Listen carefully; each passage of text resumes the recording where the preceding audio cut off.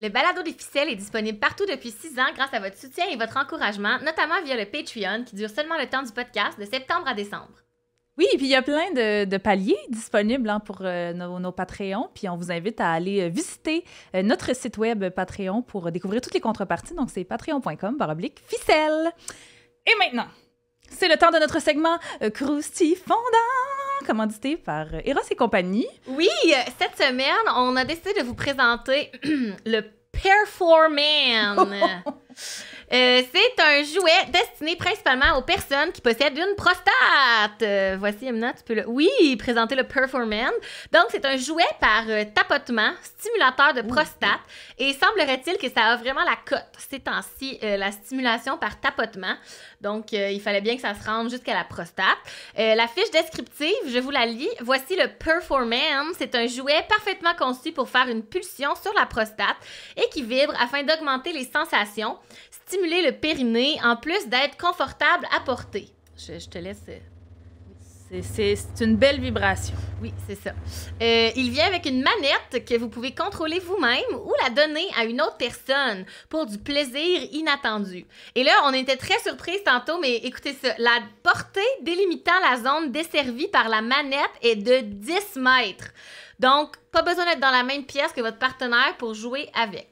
Il y a 5 vitesses de tapotement, 10 modes de vibration pour faire monter l'excitation jusqu'à atteindre l'orgasme. Et c'est un jouet très inclusif parce qu'il est également possible de le porter au niveau vaginal pour une stimulation interne et externe. C'est un jouet conçu pour tout le monde. Finalement, il est résistant aux éclaboussures, donc vous pouvez prendre votre douche avec, mais il ne faut pas l'amener dans le bain. Donc, Emna, si le Performan était un ou une candidate d'OD, qui serait-il selon toi? Ben moi, ça m'a titillé ce que tu m'as dit sur le fait que, bon, autant les personnes avec un vagin qu'avec un pénis pouvaient l'utiliser. Donc, moi, ça me fait penser à Simon. Oh! Simon, que je trouve qui a l'air d'être le garçon peut-être le plus progressiste, le plus ouvert d'esprit. Oui, c'est ça, le plus ouvert à ça, l'égalité homme-femme. Là. Fait que, ouais, moi, ça serait Simon. Hey, je partage ton opinion. Merci. Hey, merci encore à Eros et compagnie de commanditer le podcast des ficelles. Si vous êtes curieuse, vous pouvez aller voir sur leur site web pour connaître plus de détails sur le Performan et sur tous leurs produits. Et vous pouvez aussi utiliser notre code promo FICELLE15 pour un rabais bien le fun. Merci!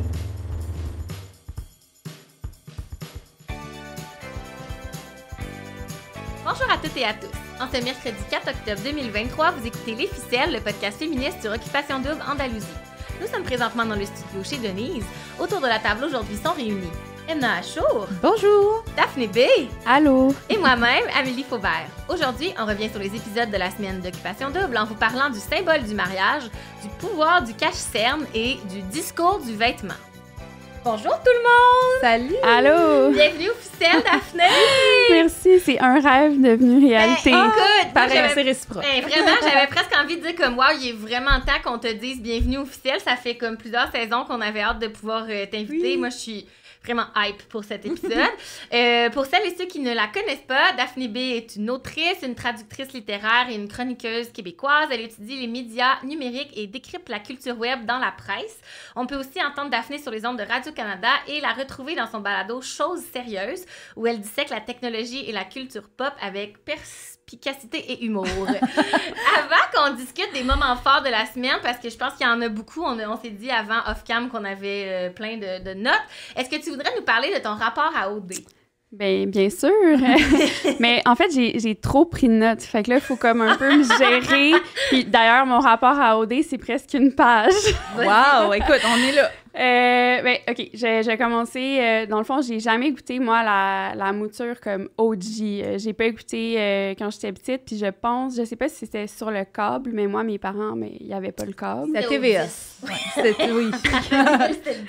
Fait que j'ai commencé à écouter avec Jay du Temple, donc la nouvelle mouture, puis à l'époque, j'écoutais ça avec mon chum dans le lit, mon ex maintenant, mais c'est quand même des beaux moments conjugaux, les derniers que j'ai eus avec lui, parce qu'après, on s'est séparés, mais ça reste des beaux souvenirs. Puis après ça, ah oui, j'ai en fait, je pense que c'était la première saison Joanie au débat. Le sextantrique, oui. Ma sœur était fan de Joanie, ma sœur jumelle. Puis elle m'avait convaincue de contacter Joanie pour lui envoyer un de mes recueils de poésie. Ah! Ouais. Tu l'avais-tu fait? Oui, je l'ai fait. Ouais, fait qu'elle avait... Ben, je sais pas si elle l'a lu, mais en tout cas, elle l'a reçu. OK. C'était mon premier livre sur la peine d'amour. Fait que je trouvais que c'était... Ça fitait quand même avec ce qu'elle a vécu, la pauvre, au Bali. Seigneur. Après ça, dans le fond, après ma grosse rupture, je suis tombée en amour avec une femme. Puis on a regardé OD ensemble. Puis là, j'avais vraiment un autre rapport parce que j'avais vraiment l'impression de consommer quelque chose qui était dangereux pour moi. Ah ouais? Parce que, tu sais, si tu reconnais pas comme ta réalité ou l'amour que tu vis avec quelqu'un, après ça, tu peux comme développer, genre, je sais pas, un symptôme de comme, OK, ben, je fit juste pas dans la société. Je suis pas adéquate. Fait que j'écoutais ça bien batté. Comme je fumais beaucoup de potes. Puis c'était comme... Ouais, pour vrai. Puis c'était un peu comme on avait des réflexions super philosophiques quand on regardait ça, mais on était consciente qu'on s'exposait à une forme de poison. OK. Ben, à l'époque, c'était ça que, tu sais, quand j'étais... après, bon, là, il y a eu des années qui se sont passées, puis durant OD dans l'Ouest, puis ça, je pense que je l'ai déjà dit en inbox anonyme. Je savais pas si t'allais en parler. Ouais, je vais tout dire, là. Moi, je parle toujours de ma vie aussi, parce que, tu sais, dans mes réflexions essayistiques, blablabla, je trouve que c'est important de vraiment parler de mon expérience à moi, qui est pas celle de d'autres personnes, mais ça sort pas de nulle part, ma pensée, tu sais, c'est informé de mes valeurs, mes biais aussi, tu sais, tout ce qui fait de moi. Fait que c'est ça.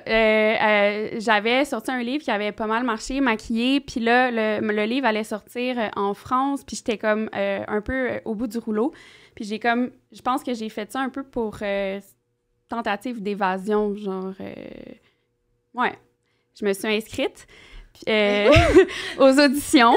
À l'époque de OD dans l'Ouest, le message qui était véhiculé dans les médias et tout ça, c'était « Si tu penses que OD ne veut pas, on te veut cette année ». C'était que c'est vraiment une ouverture inclusive. Il y avait comme un petit message plus comme « On veut la diversité ». Fait que moi, j'ai un peu comme gobé ça de façon très naïve. Puis je me suis dit, peut-être que c'est vrai, puis peut-être qu'ils ont vraiment le goût de changer, de changement, d'avoir du monde comme moi, parce que j'avais déjà dans la tête que je fitais pas vraiment à OD. Fait que c'est ça. Puis l'autre chose, c'est que j'ai toujours quand même pensé que des gens comme, mettons, les poètes québécois, il y a toujours beaucoup de drama dans le milieu de la poésie québécoise. Ça ferait un excellent show. Puis c'est ça, j'ai toujours pensé ça. C'est des gens, tu sais, qui viennent de partout, qui ont toutes des histoires personnelles super intéressantes. C'est des gens sensibles, c'est des créateurs. C'est souvent des gens qui ont des choses à dire. Puis c'est des gens colorés. La performance aussi, ça fait partie de la poésie. Fait que souvent, c'est des gens qui sont quand même habitués de s'exprimer en public. Fait que je me disais, ben pourquoi pas? Je m'étais fait approcher par Vice en 2000, je sais plus, là, j'oublie les dates, mais autour de OD Bali. Puis j'avais justement fait comme j'avais pitché, j'avais dit, pourquoi vous faites pas une télé-réalité avec des poètes québécois? Puis je sais pas si vous connaissez La Bête lumineuse de Jacques Perrault, c'est ça son nom? Non, c'est un des premiers, une première télé-réalité. Donc, là, à l'époque, ça s'appelait du cinéma vérité au Québec. Ah, OK. Puis je pense que c'est disponible gratuitement sur l'ONF, mais c'est vraiment comme une étude sociologique. C'est très masculin, c'est juste des hommes. Et là, on voit des hommes qui vont partir à la chasse à l'orignal. Puis t'as comme un poète qui est là-dedans, qui est dans sa famille, mais qui est un peu comme l'intellectuel mal aimé, puis il se fait comme rejeter. Puis il y a toutes sortes de discours sociétals qui entrent en jeu. Fait que j'étais comme, pourquoi vous faites pas La Bête lumineuse, mais... version 2.0. Version 2.0. Wow! Hein, mon Fait que Dieu. là, bref, c'est ça. J'ai trop de choses à dire! Mais j'ai toujours Donc, eu... Sacha Bourque, as-tu été de la merde avec toi? Non, c'est vrai. Ouais, ben, c'est ça, j'ai toujours eu comme... Ben, c'est ça, moi, tu sais, j'écoutais OD, mais je connais pas tant la prod ou ces gens-là, tu sais, j'écoute pas tant la télé, fait que pour moi, Sacha Bourque, c'est personne, comme je le connais pas. Non, mais c'est vrai! Tant mieux pour toi. Ouais. Puis, fait que c'est ça, je me suis inscrite, puis j'ai été sélectionnée pour l'entrevue filmée, la première, tu sais, c'est... Ouais. Puis là, j'ai commencé à capoter, j'ai fait « Oh my God, ça devient vrai! Qu'est-ce que j'ai fait? » Puis là, je parlais à ma voisine, puis j'étais comme « Mais là, ils m'ont dit que j'étais pas censée en parler. » Puis là... Là, dans le fond, j'étais allée là, tu sais, quand même avec toute ma naïveté. Puis je me rappelle d'être entrée dans une genre de salle il y avait un tapis, c'était pendant la COVID, fait que les chaises étaient très, très espacées. Puis là, il y avait comme de la musique de volleyball. Puis un... C'est quoi de la musique? Non, mais comme de la musique que t'entends à la plage, style, tu sais, de pointe qui allumait, je sais pas. Là. Ouais, genre Beach Club, Lambada. Ouais, puis il y avait comme un gros, comme, genre de, je sais pas, container rempli de gurus. Plein de gourous, d'accord. Du gourou, pardon. Puis là, j'étais genre, OK, je fit pas.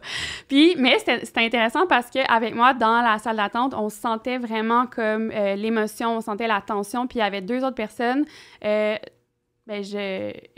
femme trans et puis une femme grosse noire. Fait que là, j'étais comme, OK, il y en a de la diversité qui se présente aux auditions. Qui se présente. Ouais, vous étiez peut-être la fois, tu sais, la mouture, la journée où ils ont fait le roll call, on amène les gens différents comme pour en sélectionner, en tout cas. Ben bref, fait que là, on appelle il appelle ton numéro, donc il t'appelle pas par ton nom, fait que j'étais rendue un numéro. Puis là, j'arrive dans la salle et il y avait Valérie Dalpé, Sacha Bourque et une autre personne qui est, je pense, la personne qu'on voit à l'écran. Qui est l'idéateur de ces trucs-là. Ouais. Okay. Donc, ces 3 personnes-là. Puis là, tout de suite, je fais comme, OK, c'est pas vrai pour l'affaire de diversité. Parce que dans ma tête, c'est comme la diversité, c'est pas à l'écran. La première étape, c'est structurel. Il faut que ça soit les personnes qui font des choix, qui ont du pouvoir, donc à l'interne, les changements à l'interne. Fait que là, je voyais d'emblée que c'était pas le cas. Et j'ai commencé à faire mon espèce de speech, là. Ils te demandent pourquoi tu veux être là. Puis là, je sais pas, ça marchait pas. Puis j'ai comme arrêté de parler, puis j'ai dit, OK, genre, tu sais, ça marche pas, mais tant qu'à être ici, parce que Valérie Dalpé, elle avait lu tous mes livres, elle me connaissait, c'était ça. J'ai dit, j'aimerais ça vous parler. Puis là, j'ai commencé à parler du fait que j'étais allée là parce qu'il y avait justement un appel à comme une forme de représentativité. Puis là, je voyais pas ça devant moi. Puis là, je leur ai demandé s'ils savaient c'était quoi le tokenisme. Puis tu sais, on était quand même, je veux dire, plusieurs séries. Ça faisait plusieurs saisons qui, tu sais, puis il y avait les ficelles existaient, tout ça. C'était toutes des choses qui étaient discutées amplement. Personne ne savait c'était quoi. Ben, en même temps, non, excusez, je sais pas. Je pense que j'ai fait un de performance. Non, mais je suis comme flabbergastée, mais oui, non, pas surprise. Ouais, c'est ça. Puis là, attendez, je regarde mes grosses notes, là. Mais c'était à l'époque de... on venait de passer la saison avec Julie Munger, ouais. Puis, fait que là, je parlais de Julie, dans le fond, qui avait été comme tokenisée. Puis là, ils m'ont tu sais, vraiment assuré que non, c'était pas une token. Puis que la seule raison pourquoi il n'y avait pas des personnes différentes à l'écran, c'est justement... Ils m'ont vraiment assuré qu'ils choisissaient les personnes simplement en fonction de leur personnalité. Bien sûr. Fait que c'est comme de me dire, comme, dans le fond... De gaslighter à fond. C'est juste ces gens-là qui correspondent à la personnalité qu'on veut. Ces gens-là qui correspondent à une norme sociétale. Ouais. Puis on m'a aussi dit... Puis j'ai dit, moi, tu sais, aussi, les gens que vous mettez, tu sais, que vous choisissez, tu sais, j'ai pas l'impression que je trouverais mon match dans ces gens-là. Mais je suis une fille très, très passionnée, puis je tombe en amour comme ça. Ouais, puis ouverte, puis tout ça, mais malgré tout. Je suis tout le temps en peine d'amour. Fait que toi, le temps qui est accordé, je sais pas moi, 15 minutes, 20 minutes par personne qui passe les auditions, t'as fait... Finalement, je vais vous jaser dans le blanc des yeux. Pourquoi pas? Ben non, mais c'est j'ai la chance du siècle. Puis là, on me dit, dans le fond, j'ai dit, tu sais, je me reconnais pas dans les choix, puis j'aurais peur de pas trouver mon match, tu sais. Puis on me dit, mais on n'a pas le choix de mettre des gars comme ça à l'écran. Ben là, tu sais, en plus, j'ai dit que j'étais bi. Des gars musclés, trucs bien, parce qu'on m'a dit, genre, c'est juste les gars qui vont au gym qui ont de la confiance en eux. Oh mon Dieu! If only you knew! Wow! On n'a pas le choix! Mais ça n'a pas changé. Ils ont encore ce discours-là. Tu t'en rappelles quand on les a rencontrés pour le panel, quand Valérie Dalpé avait dit, tu sais, je pas que je l'apprécie pas, mais comme, tu sais, elle avait dit que les gens qui allaient à OD, c'est comme des personnes normales, c'est juste que c'est des mannequins. J'étais comme, là, ma chum, tu sais. Ben non, mais s'il y avait ce discours-là, c'est quoi? En 2020, je suis convaincue qu'ils n'ont pas changé. Ce discours-là, tu sais, de nos jours. J'ai dit, tu sais, on parle de vous, tu sais, à l'époque, je collaborais à Radio-Canada, j'étais comme, tu sais, quand on est off-mic, tout le monde, à Plus on est de fou, plus on lit, on parle de OD. Oui. Je dis pourquoi nous, on n'est pas... Tu sais, pourquoi on se voit pas à l'écran? Puis, ben, tu sais, les gens intellectuels ou je sais pas trop, tu sais, ils sont pas super divertissants. Tu sais, bien sûr. C'est toutes sortes de préjugés, Wow! là. Ça paraît qu'elle n'a jamais étudié en littérature à l'UQAM, mais parce que, en tout cas... J'avoue, ben, j'ai à l'UQAM, mais c'est surtout au bistrot de Paris qu'on retrouve la jante littéraire, poétique. Ouais. Wow, OK, mon Dieu. Mais c'est ça. Flabbergastée, mais pas surprise, malheureusement. Mais wow, c'est fou, t'as comme fait un stunt à OD. Ben, fait que c'est ça, mon rapport à OD. Puis là, ben, je l'écoute encore, mais surtout grâce à vous, je pense, parce que ça m'intéresse de le suivre puis d'avoir une perspective critique. Là, cette année, j'avais peut-être un peu plus de misère à embarquer au début, mais je dois avouer que cette semaine, je me suis comme réconciliée avec l'émission. Je pense que ça prend toujours un petit peu de temps avant de s'amouracher des personnages. Ouais.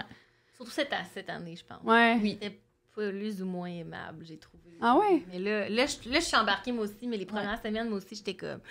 Ça va être vraiment long, la saison. Ouais. Du plaisir. Bon, moi, je m'amourage tout le temps des filles en premier, puis les gars, c'est tout le temps plus long. Hey, mais avant qu'on aille dans les faits saillants là, de la semaine, j'ai une petite aparté à faire vraiment rapide parce que la semaine passée, j'ai parlé des mâles alpha ici, puis il y a des ficellos-ficellones qui m'ont envoyé un article du Devoir à propos de, justement, mon boy David Merck, ouais, le zoologiste derrière l'idéologie là, des loups des alpha males. Ouais. Finalement, semble-t-il qu'il a passé le reste de sa carrière, le pauvre bougre, à démentir sa propre théorie. Parce que finalement, il s'est rendu compte que les loups n'ont pas de chef. On s'est trompé, dit-il. La meute de loups typique est plutôt une famille. OK, attends. Fait que lui, il disait que c'est pas vrai que les humains, hommes, c'est ça, c'est vraiment juste les loups. Finalement, c'est même pas les loups. Non, c'est même fait pas que les c'est loups. personne. Là, dans l'article, ça dit « Exit le modèle classique de la dominance animale. Une atmosphère paisible règne dans la meute. Les agressions sont rares et les mâles semblent beaucoup plus attentifs à coopérer qu'à entretenir la compétition. » Écoute, vous l'aurez su ici, la meute, c'est un mensonge. C'est un mensonge. Il n'y avait même pas un peu de fondement scientifique, tant tout dans la théorie des mâles alpha, même que les loups, c'est ça, coopèrent entre eux et se demandent probablement pas qui est capable de pisser le plus loin, comme les candidats d'OD le font entre eux. Fait que je voulais juste compléter mon petit sujet de la semaine dernière avec cette délicieuse information. C'est ça, Mathilde, pour ne pas la nommer, la ficelone qui m'a écrit, était comme, ouais, ben c'est ça. Les mâles alpha veulent croire vraiment ce qu'ils veulent croire. Oui, tout à fait. Ben, what else is... Voilà, donc je voulais rectifier ça. Moi qui pensais que j'allais rectifier mon take sur la masculinité toxique, mais non, juste le bout sur les loups. Oui, voilà. Donc, mais parlons-en justement des candidats d'OD. C'est quoi tes faits saillants? Veux-tu commencer, Emna? Oui, je vous pars puis vous intervenez quand vous voulez. Alors, la compétition Econo-Fitness. Là, on s'inscrit-tu à OD pour ses muscles ou pour notre envie de trouver un partner? Là, moi, je sais plus, là. Je trouve qu'il devrait... Ben, il y a des ficellos-ficellones qui l'ont soulevé, mais arrêter de centrer absolument chacune des activités dans un saut en bungee, des squats, des burpees, là, mon cauchemar. C'est quoi, ces petits sauts de lapin? Les sauts de lapin, tout me gosse. De ça, j'ai quand même aimé que Vincent et Marie-André, tournent ça un peu au ridicule, là, dans le sens le disent qu'eux autres sont vraiment pas bons là-dedans, puis full autodérision. Ça, j'ai aimé ça. Marie-André qui disait qu'elle serait une bonne pour écouter, tu sais. Cheerleader, puis qu'elle a été choisie comme en deuxième, puis t'es comme, ah, shit. Ça, j'ai aimé ça. Je trouve que c'est aussi dans cette activité-là qu'on a vu à quel point pauvre Samy semble forger sa personnalité sur son niveau de fitness, là. Tu sais, il y a des gars qui ont soulevé qu'ils le trouvaient vraiment très compétitif, puis que c'était un peu intense. En tout cas, ça avait l'air tough. Encore une fois, je le répète, mais le patriarcat est pas fin avec les garçons, effectivement. Ouais. Dans le fond, c'est eux qui souffrent. Oui, c'est ça. C'est eux les premiers. Nous autres, on n'a vraiment aucune raison de chialer. Non, mais c'est vrai qu'ils souffrent. Mais tu sais, pour dire, tabarouette, mon chum, c'est pas grave, là. C'est comme t'es dans les standards de beauté, t'es médecin, ça va bien aller, là, tu sais. Sinon, il y a un profond malaise avec l'activité Picasso. J'ai aimé que pour une fois, c'était pas une activité sportive. Ouais. Mais j'étais comme, avez-vous googlé Picasso dans les dernières années? Moi, j'avais pris comme note coudonc, Picasso, c'était un trou de cul. Puis là, j'étais allée googler, puis j'étais comme, oui, j'étais allée voir l'expo, là, au musée à Québec, là, il y a 2 étés, là. Puis effectivement, c'était un pas pire trou de cul. Picasso, oui, c'était l'expo qui montrait des toiles, mais qui montrait un contexte de... Oui, le contexte de grande violence dans lequel mais c'est ça, c'est même pas... subjectées, ouais. C'est même pas comme si c'était quelque chose qui était peu su, là. Non, ça fait partie du discours médiatique depuis au moins 2 ans, tout le monde en parle. Oui. Il y a eu une expo aussi à New York là-dessus. Oui. Tu sais, je suis sûre qu'en Espagne, il y a sûrement plusieurs autres artistes là, qui auraient pu... Oui, OK, c'est peut-être le plus connu, mais comme, tu sais... Il aurait pu faire un effort. Il aurait pu faire un effort, je pense. J'ai aimé... encore une fois, je parle de sororité souvent quand je parle de Céline, là, mais tu sais, là, il y a Céline et Lara qui triplent toutes les deux sur Vincent. Oui. Et là... je trouvais que il faisait vraiment dans la douceur et dans la bienveillance l'une envers l'autre, là, tu sais, quand, mettons, quand chacune a eu l'occasion de prendre du temps avec lui, ben l'autre demandait « T'es-tu correct là-dedans? On va-tu rester amis si jamais? » machin. Je trouvais que ça... Tu sais, on en a parlé dans un article pour le 24 heures qui est sorti cette semaine, Amélie, mais il y a quand même eu une évolution à travers les années. Il y avait du bitchage en 2003, là, c'était vraiment choquant parce que moi aussi, j'en reparle dans mon sujet. Bon, mais il y a une journaliste du 24 heures qui nous a appelé pour qu'on écoute des extraits genre de OD, c'est ça, avec Joël Legendre, tu sais, puis c'était choquant, sans grande surprise. Puis, mais moi, ça m'a vraiment choqué à quel point les filles étaient bitch. Ils étaient vraiment méchantes entre elles. Puis, c'était pas cool d'être féministe là, à l'époque. Là. En quelle année, ça? Ça a commencé en 2003, les OK. On a écouté 2006, 2006. Mais même en 2013, là, Cynthia, Khaled, tout ça, c'était pas fin, là, ce qui s'était non, mais pré-MeToo. Oui, c'était insupportable. Ouais, fait que ça, c'était quelque chose que je voulais souligner. Aussi, je fais mon... je vous l'annonce ici en grande pompe, c'est Marilyn, ma préf. J'aime beaucoup Céline, mais c'est Marilyn, ma préf. Je la trouve bubbly, je la trouve le fun. Elle a dit qu'au yoga, elle espérait ne pas péter. C'est exactement ma personnalité. Je serais super amie avec cette fille-là dans la vie, je pense. Elle est enthousiaste face à tout. Elle a l'air pas difficile à mettre de bonne humeur. Mais je comprends pas qu'elle n'ait pas un gars plus into elle que ça à ce stade-ci. Ben non, mais bon matin, ça fait peur aux gars, une fille de même. Comme c'est sûr que c'est ça. Mais par contre, je sais pas si vous l'avez noté, mais moi, plusieurs fois dans la semaine, elle a dit les mots en date avec des gars. Là, tu sais les mots. Oui, elle a dit les mots. Que ces gars-là, pour elle, étaient intimidants. Puis j'étais comme, ma chum, les gars sont pas intimidants, surtout pas les gars d'OD, là. Ils sont pas intimidants, c'est juste que, comme on le dit souvent, the bar is on the floor pour les hommes, ça, c'était rouge. Je sais pas qu'est-ce qu'il avait fait pour qu'elle dise qu'il était intimidant, mais elle l'a répété plusieurs fois, puis j'étais comme, mais t'es tellement mieux que toutes eux réunis. Arrête! Fait que je sais pas, peut-être qu'on va découvrir après plus de vulnérabilité, plus de côté... Le montage était vraiment bizarre cette semaine. J'ai trouvé, surtout dans l'épisode de dimanche, là, comme le party, où on n'a pas vu Joannelle, on n'a pas vu Jérémy, on n'a vraiment pas eu accès à beaucoup de dates, mais on a eu accès à plein de moments un peu nono dans d'autres dates. Puis après ça, avec le débrief, il y avait comme quand même des gros chunks d'informations importantes, du genre, j'ai parlé à Laurence, puis ça a vraiment pas cliqué, puis on était comme... J'étais comme, mais pourquoi? Ouais, puis après ça, ils poursuivaient pas, ouais. C'est ça, comme, vous nous avez rien montré. Fait que ça m'étonne pas que tu dises qu'il y a peut-être des bouts qu'on n'a pas vus qui justifieraient comme pourquoi elle a dit des choses comme ça. Parce que, en tout cas, moi, je suis restée sur ma faim dans l'épisode de dimanche. Je trouvais qu'il y avait beaucoup de moments un peu... décousus, ouais. Décousus, puis j'étais comme, mais là, si vous nous parlez que Laurence n'était pas intéressante avec Joannelle, montrez-nous-le. Ça sert à rien de nous débrief ça si on n'a pas la preuve que c'est vraiment arrivé. Parce que là, moi, je peux juste me dire, c'est-tu vraiment arrivé ou c'est juste l'interprétation de Joannelle et le patriarcat? Fait que je sais pas. Fait que message à la prod, si vous nous écoutez, soyez plus tight. Oui, parce que d'habitude, le montage, c'est toujours comme dans nos highlights de genre, le montage, c'est bon. Puis là, c'est comme. Moi, j'ai vraiment pas, porté attention à ça, mais j'avoue que j'écoutais l'épisode de dimanche, j'avais fumé du pot. Mais je l'ai réécouté après. J'ai toujours une écoute un peu, je sais pas comment dire, j'ai la misère à me concentrer. Genre. Non, ma tête va à différents endroits. Puis, mais moi, j'étais surtout touchée. Je sais pas pourquoi. Je trouvais qu'il y avait plusieurs comme petites étincelles d'amour ou de magie qui se développaient. Avez-vous ça? Non? Je l'ai vu plus tôt dans la semaine, moins dimanche. Ah. Tu sais, je trouvais que, mettons, dans la semaine, les espèces de premiers contacts, Anthony, Marie-André, je trouvais ça beau. L'espèce de confirmation de Mia Simon, Ouais. je trouvais ça beau. Dimanche, je trouvais moins, mais je suis... Et moi, dimanche, j'ai aimé, oh mon Dieu, là, son nom m'échappe, là, l'autre Mathieu, là, avec Céline. Quand Céline Mathieu essayait de faire Bougie. Bougie. Mathieu Bijou. Ouais. Quand Céline essayait vraiment de faire du small talk un Oui. peu comme peu Céline est intéressant. tellement bonne et intelligente émotionnellement et bonne en communication, alors que Mathieu Bijou était complètement torché. Oui, mais déjà. Mathieu Bijou, il a quand même dit, ça, c'est du small talk, parle-moi pour vrai. Demande-moi pas c'est quoi ma couleur préférée. Ah Comme, oui, dans ce... Demande-moi, oui. comme, tu sais, on peut-tu parler pour vrai? Puis j'étais comme, il était quand même un peu de temps, parce que il me semble qu'il y a eu beaucoup de moments de small talk depuis le début de la saison d'OD. Mais en même temps, je sais pas, je trouve que c'est un bon brise-glace. Là. Elle était peut-être stressée. Elle voulait peut-être Oh qu'elle mon voulait le Mais protéger, c'était- lui. Il a pas la tête de quelqu'un qui est super volubile non plus, là, je trouve. Je sais pas. Mais moi, j'ai eu une réflexion par rapport au small talk. Ouais. Ouais. Parce que c'est vrai qu'il y a eu l'affaire aussi, tu voudrais-tu plus un âne ou un poney?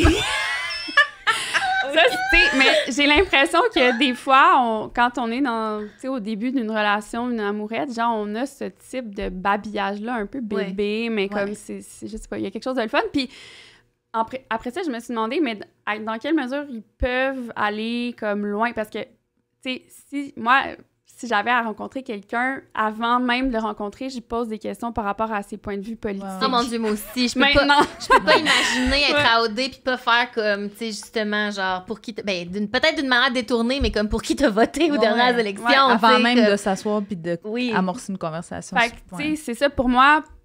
Si tu passes pas par là avant, comment tu fais pour pas avoir de small talk? Puis là, il y a eu le Mathieu Pasta qui est... là, je sais pas si c'est cette semaine que j'ai vu ça passer, mais son compte Instagram, il serait abonné à plusieurs comptes, tu sais, assez de droite là, donc...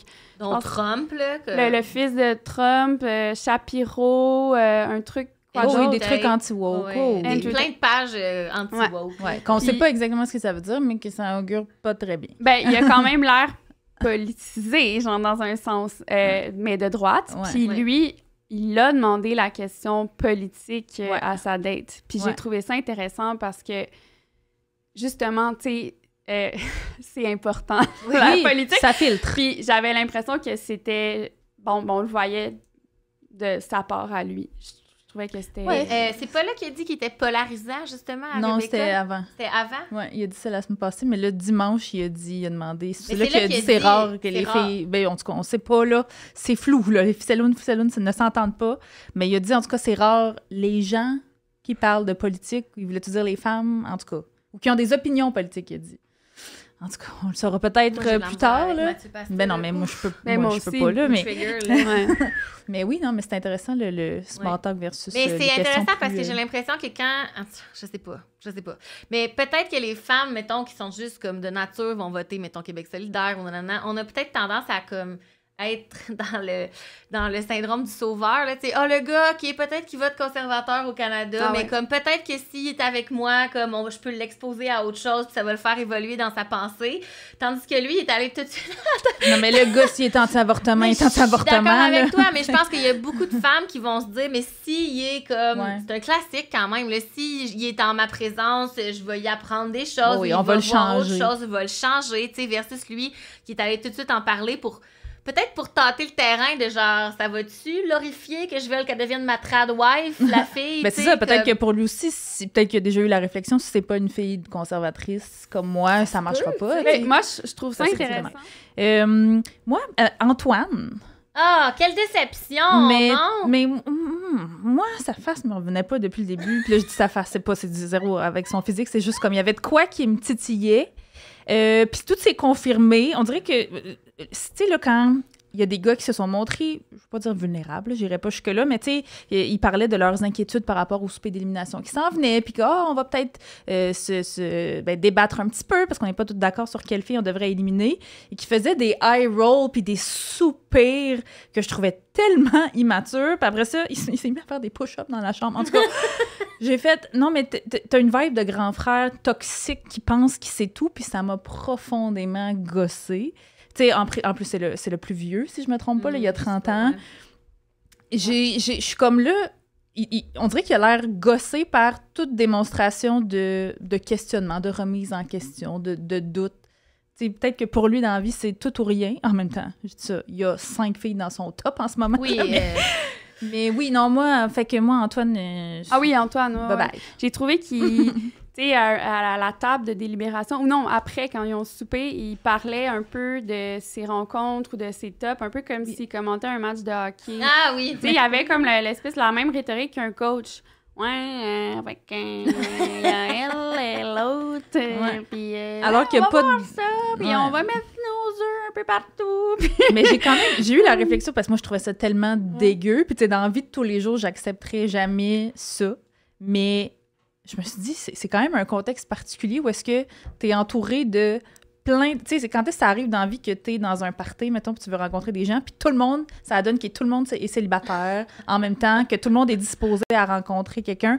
Fait que tout me gosse de lui, mais on dirait que je me suis empêchée de trouver ça gossant qu'il y ait 5 filles dans son top parce que je me suis dit, c'est quand même une situation particulière, puis c'est juste peut-être la bonne chose à faire de pas se caser tout de suite parce que c'est pas réaliste. Et j'ai quand même eu l'impression que cette semaine, on dirait que les gars, ils ont fini par catcher qu'il fallait qu'ils se matchent. Ouais. Ben, Comme j'ai stratégiquement eu parlant, de ça, oui, là. ouais, comme... Ben, Mathieu Bijoux, là, qui a comme... Ben, en fait, non, Mathieu Bijoux, excuse-moi, c'est l'inverse. Mathieu Bijoux, il a dit... Il a dit à Céline, faudrait pas qu'on le démontre si on se matchait. Oui, c'est ça, mais j'ai l'impression qu'il y a d'autres gens, comme genre Simon, que là, j'ai pas trop compris. Là. Peut-être qu'on pourrait finir là-dessus parce que je vois notre productrice en arrière qui nous signe les filles. Okay. Mais il me semble que Simon, c'était pas super clair ce qui s'est passé. On dirait qu'il était comme plus down finalement avec Mia, mais il avait l'air un peu de dire comme... En sous-entendu, j'étais un peu pognée avec parce que j'ai comme décidé que c'était elle, ma girl. J'ai pas vu ça. J'ai pas vu ça, mais je vais porter plus attention à ça pendant la semaine. Mais moi, j'ai trouvé qu'il avait l'air encore intéressé par Mia. Non, je l'ai réécouté comme 3-4 fois. J'arrivais pas à comprendre ce qu'il voulait dire. Ouais, il parlait de stratégie un peu avec, je sais plus... Moi non plus, je sais plus lequel, mais là, c'était à mot couvert parce qu'il savait probablement qu'il était filmé. Fait que c'était dur à... Ouais, c'était dur à comprendre, mais moi, j'en ai comme compris que ça voulait dire qu'il y avait peut-être comme... Fallait qu'il se casse, puis là, il y avait comme... Qu'il avait peut-être pris une décision trop vite. Puis qu'il était comme pogné avec sa décision, parce que là, tu sais, c'est ça. Mais... Fait que les doutes de Mia seraient fondés. Mais je sais pas si... Là, c'est comme la poule ou l'œuf. C'est-tu Mia qui a eu tellement l'air pour elle de pas se sentir bien, puis de poser beaucoup de questions, puis d'avoir l'air extrêmement anxieuse. Que ça a mis un doute dans son esprit ou l'inverse. Ou c'était elle qui file ça de la part de Simon, puis que là, tu sais, je sais pas si c'est la poule ou l'œuf dans cette histoire. Ben là, à suivre. Voilà. À suivre. Fantastique. On passe au segment chronique? Oui! Oui, c'est qui passe ça déjà? C'est moi? C'est moi? Non, c'est toi. C'est moi. C'est toi, oui, excuse-moi. C'est moi. Alors, ben oui, parce que moi, ma chronique cette semaine, ça part du party, justement. Ah oui, fait que on s'était dit qu'on allait faire ça d'emblée pour pouvoir jaser du party un peu. Fait que je pense pas que je suis la seule qui a été surprise, en fait, de l'insistance de la prod à mettre de l'avant le mariage depuis le début de la nouvelle saison. D'abord avec les petites jokes d'Alicia à Fred, des petites jokes un brin malaisantes, là, comme, tu sais, là, on a compris, là, Alicia veut vraisemblablement se marier avec Fred, elle lui a fait savoir à de nombreuses reprises sans aucune subtilité. Mais le thème mariage du party dimanche dernier, ça a comme poussé la blague à un autre niveau avec la thématique Vive les mariés, bulle de nuit. Les candidates en disent en voice-over « la belle robe blanche, c'est très romantique comme ambiance. On était comme vraiment dans un autre monde, là. Le monde de l'amour », s'exclame Lara. OK. C'est-tu des lignes que genre bulle de nuit leur écrit? Ben je sais pas, je suis retournée écouter l'épisode pour être sûre de bien comme tu sais prendre en note. Fait que ça m'a frappé parce que c'est ce qu'on disait là, quand on a parlé avec la journaliste du 24 heures, un des extraits qu'elle nous a fait écouter à Emna puis moi, c'est des extraits d'une scène en particulier où on voit Joël Legendre qui est à l'animation en 2003 qui dit le rêve suprême d'une fille, c'est quoi? C'est d'être une princesse! En leur présentant, puis là, j'aime beaucoup Joël Legendre, là, je vais pas rire de lui, mais en leur présentant des robes de mariée à essayer. Puis là, j'ai comme dit à la journaliste, ben là, tu sais, c'est symptomatique de l'époque, ce genre de choses-là, ça passerait plus jamais à la télé maintenant, gna gna gna. Puis là, ben c'est ça, Occupation Double nous arrive avec le remake des Rêves de princesse en 2023, la semaine suivante. Ouais, c'est ça, j'étais comme, ah ben, hein? Fait que c'est ça. Don't get me wrong, j'adore ça, être invitée dans des mariages. J'aime vraiment ça, être invité dans des mariages. Je suis contente quand mes amis se marient.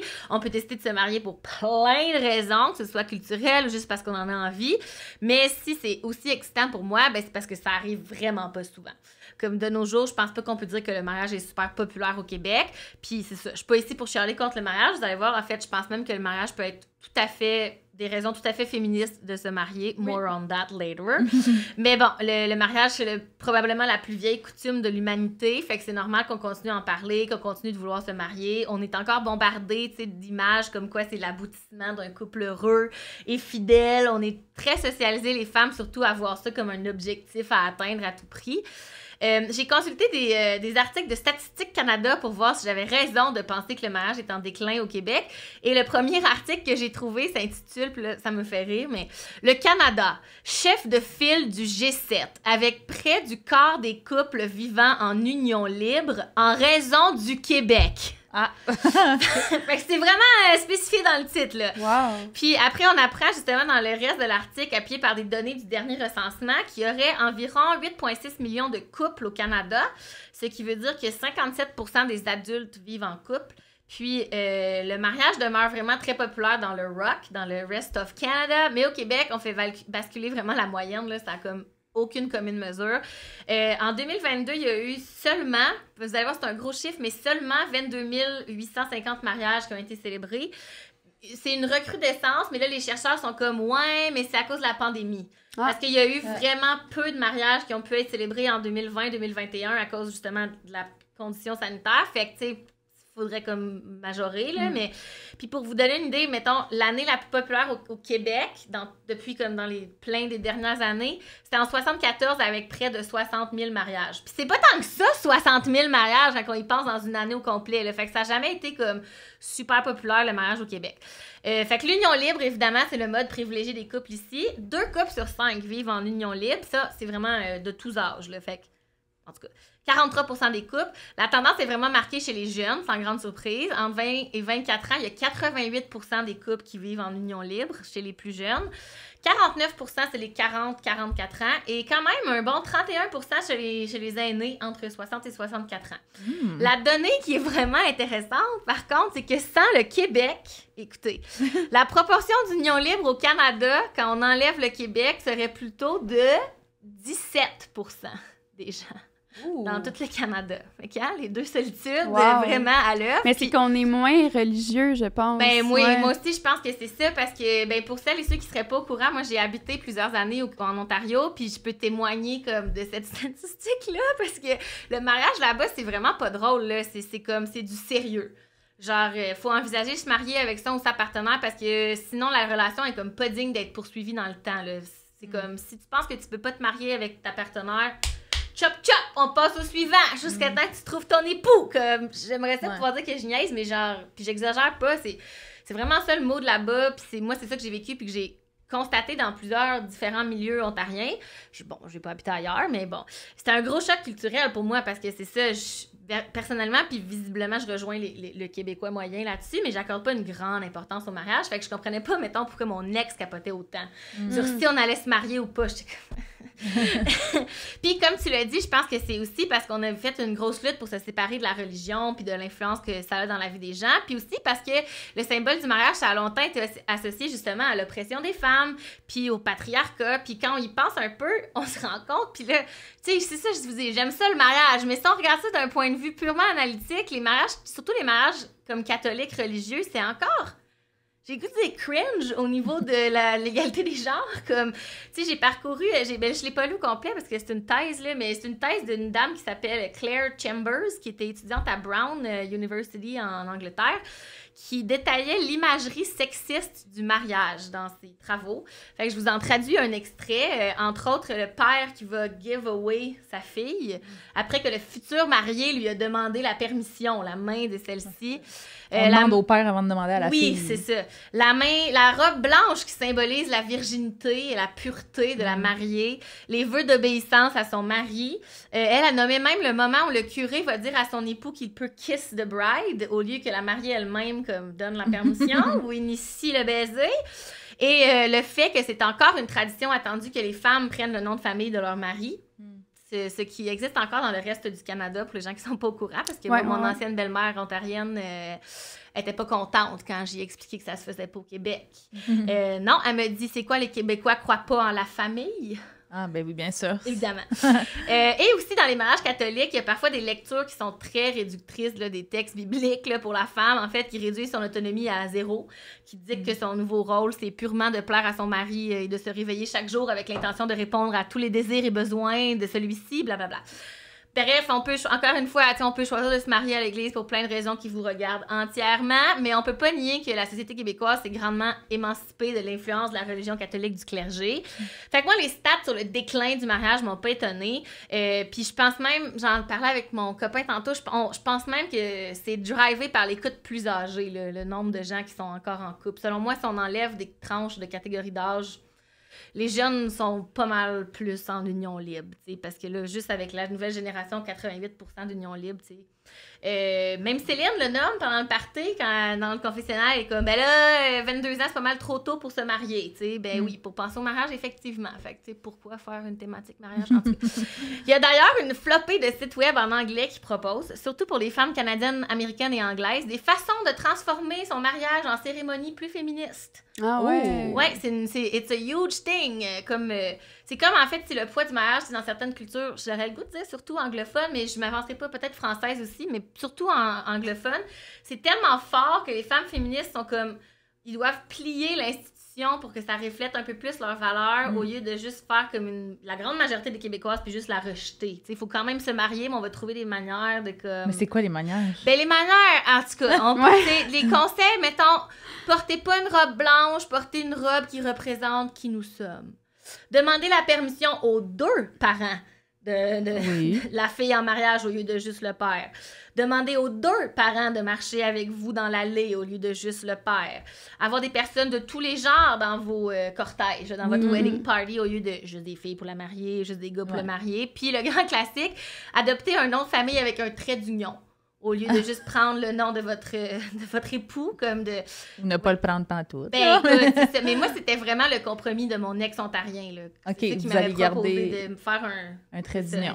Mais même, c'est souvent, en tout cas de plus en plus, ce sont les femmes qui vont demander leur partenaire en mariage. Ouais, je veux dire, ma sœur jumelle est mariée, puis elle a demandé son partenaire en mariage. Ben, c'est ça. Ouais. Moi, j'ai pas trouvé que c'était comme des choses vraiment révolutionnaires, des propositions révolutionnaires tant que ça quand je disais des articles, parce que j'étais comme, ben, ici, c'est beaucoup ça qu'on fait déjà, tu sais. Ben, ou c'est des propositions qui s'appliquent aux couples non mariés aussi. Ben, effectivement. Puis, tu sais, je veux dire, là, demander les deux parents, OK, mais comme, tu sais, parce que t'inclus la femme, tu peux bien te douter que si le père est pas d'accord, il va pas dire oui quand même si la mère veut. En tout cas, tu sais, j'étais comme là, je suis pas convaincue que ce soit suffisant pour dire qu'un mariage est comme, soudainement féministe parce que ça prend l'autorisation des deux parents. Tu sais, je pense que ça en prend plus que ça pour qu'une union soit égalitaire et fonctionnelle, mais voilà. Mais pour revenir à nos statistiques de tantôt, avec la grande popularité de notre union libre au Québec, c'est aussi la seule province canadienne qui n'a pas encore de loi pour encadrer comme des obligations légales pour des conjointes de fait. Et oui. Même si on est les personnes qui profitent le plus de ça.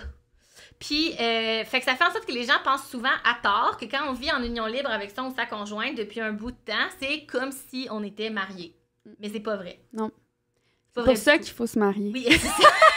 Ben, non, mais exactement. sérieusement. Sérieusement, c'est pas des jokes. C'est, ouais. Moi, en fait, là, c'est ça. On n'en parle pas beaucoup. Hein? Non, on n'en parle pas assez, mais c'est ce que l'autrice, professeure et chercheure Hélène Bello, une femme québécoise, démystifie dans ses 2 ouvrages comme ultra pertinents, que je recommande vraiment à tout le monde, peu importe votre statut conjugal, là, mais ça s'appelle Quand l'amour et l'État rendent aveugle, le mythe du mariage automatique. Et l'autre, qui est encore plus, selon moi, un must, là, L'argent et l'amour, guide de survie en 60 questions. C'est genre tellement éclairant. C'est pas ma recommandation culturelle de la semaine, mais c'est comme un bonus, là, parce que... Puis, ben moi, c'est ça, quand j'ai lu ces livres-là, ce qui m'a vraiment étonnée, c'est que son conseil aux couples, mettons, qui pensent avoir des enfants, c'est « mariez-vous avant d'avoir des bébés ». Dit-elle. Martèle-t-elle même. Ne serait-ce que pour non, mais c'est ça, parce que, après, en fait, pour Hélène Bello, le mariage peut tout à fait être un geste féministe au sens où ça force la solidarité entre les partenaires, surtout au niveau économique puis financier. Je vais même la citer dans un article. La presse, ils ont fait vraiment souvent des entrevues avec elle vraiment intéressantes, mais elle dit « Les couples mariés religieusement ou civilement sont soumis par le Code civil au partage du patrimoine familial. Les couples en union libre en sont libérés, justement. La mère en union libre qui n'a aucune garantie que la maison familiale du couple ou les épargnes et régimes de retraite engrangés durant l'union seront partagés équitablement lors d'une séparation, alors qu'elle a souvent sacrifié des années de travail ou a refusé l'avancement pour prendre soin des enfants. » Fait que si elle est mariée, c'est sûr, après ça, il peut avoir une entente différente, oui, mais c'est sûr qu'elle a quelque chose, il y a l'affaire qu'on appelle le partage du patrimoine, ça s'applique. Fait que c'est ça. Pour celles et ceux qui n'étaient pas au courant, si vous vous séparez de votre conjoint de fait, vous êtes considérés, au nom de la loi, des étrangers. Fait que la façon que la séparation va s'effectuer, ça dépend comme complètement, totalement de la bonne volonté des anciens et anciennes partenaires. Les enfants, eux, ont des droits. Comme si t'as un enfant avec une personne, tu sais, puis que t'es comme juste en union libre, tes enfants ont des droits, tu sais, les allocations familiales, tout ça, comme quand ils donnent, voyons, j'écoute juste des trucs en anglais, c'est censé, mais des alimony, là, comme, tu sais, quand ils donnent, je sais pas, là, la pension. La pension, c'est ça que je cherchais comme mot. Les allocations. Ils ont droit à ça, mais les parents, ils ont pas, comme la mère, elle a le droit à rien. Fait que c'est juste ça. Puis là, il y avait une autre stat qui disait 48% des couples mariés vont partager leur économie puis leur épargne sur le long terme, contrairement à juste 26% des couples en union libre. Puis je sais que penser à la retraite, c'est presque une abstraction là, pour notre génération, mais comme ça risque peut-être d'arriver un jour, fait qu'il faut quand même y penser un petit peu. Fait que pour moi, l'aspect de protection financière économique, d'égalité puis de souci de partage dans le mariage, ça me parle vraiment plus que de promesses d'amour éternel, mettons. Je pense que c'est effectivement très féministe d'une part et d'autre de prendre des précautions quand on est en amour pour s'assurer que notre séparation, si et ou quand elle survient, se passe dans le respect de l'autre. Dans son livre que je parlais tantôt, Hélène Bello a dit, là, je paraphrase, c'est même vraiment une super belle preuve d'amour de se dire, tu sais, ah ben là, je t'aime tellement que je veux continuer à être là pour toi puis qu'on se respecte même quand on s'aimera plus. Fait que moi, je trouve que c'est une belle réflexion, tu sais, puis ben justement, pour les couples, moi, rendu là, je me dis, mariez-vous, la gang, mais comme, tu sais, ça peut se faire au palais de justice, mais pour les couples en union libre qui voudraient éviter le mariage, mais avoir quand même une protection juridique, il existe aussi un concept très méconnu qui s'appelle le contrat de vie commune. Connaissais-tu ça? Non. Non, hein? C'est une entente qui est conclue par écrit puis qui peut être notariée après entre deux personnes, des conjoints de fait qui couvrent essentiellement les mêmes comme choses que le mariage niveau légal, mais sans le but de devoir se marier. Mais vous n'êtes pas les seuls à pas le savoir parce qu'il y a moins de 5% des couples en union libre au Québec qui ont fait un contrat de vie commune. Fait que c'est ça. Mais j'ai l'impression que les gens se marient pas par religion, mais aussi par peur de ce contrat-là. Oui, mais c'est un gros désavantage pour les femmes. Mais complètement, je suis pas d'accord, mais...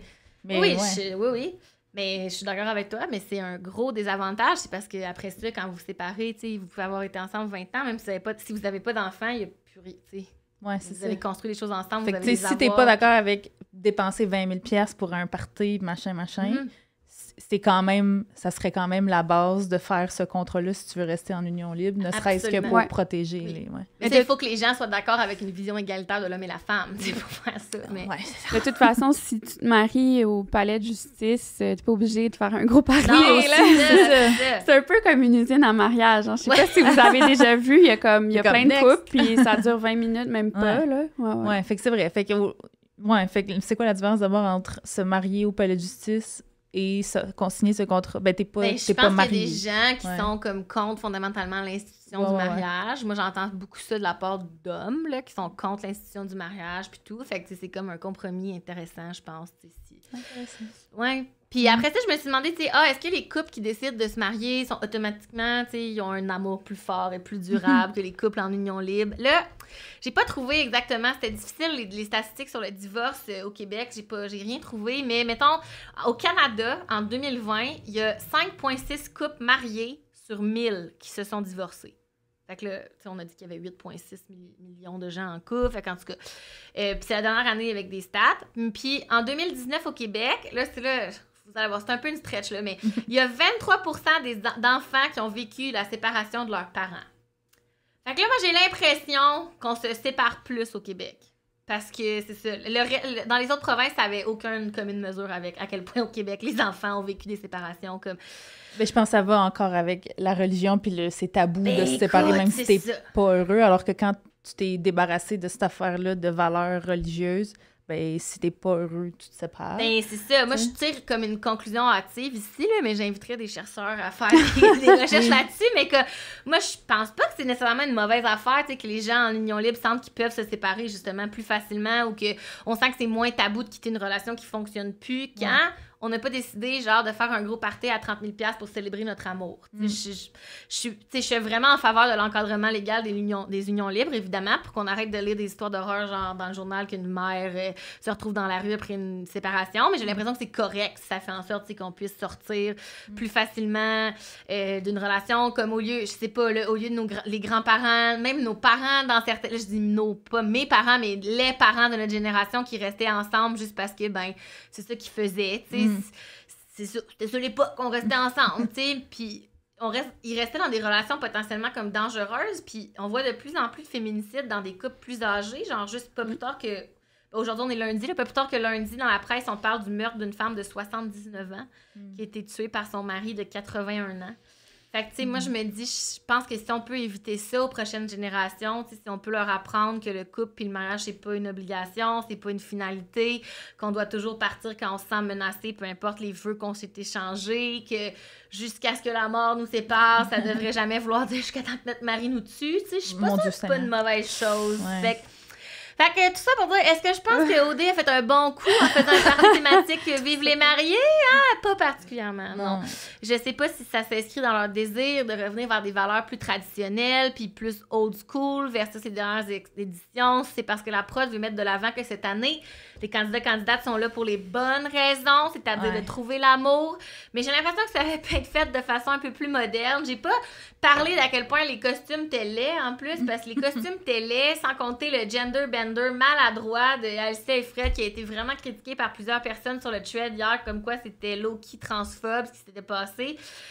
Puis sans les commentaires passifs-agressifs d'Alicia qui reste de se faire demander en mariage en Andalousie, vraisemblablement, comme je termine sur message à la prod, faites-nous pas ça. On veut pas voir ça.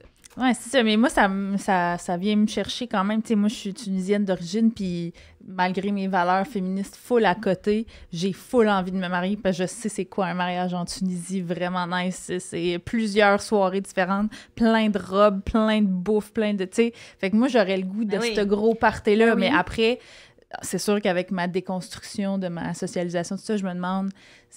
Tu sais, est-ce que je veux me marier pour les bonnes raisons? Mais c'est légitime, tu sais. Je l'ai répété souvent dans ma chronique. Il n'y a pas de bonnes, de mauvaises raisons. Mais moi, je pense que, tu sais, il y avait 1000 affaires plus intéressantes puis originales à faire qu'un party, vive les mariés, bulle de nuit. Ça, par rapport au dé, complètement.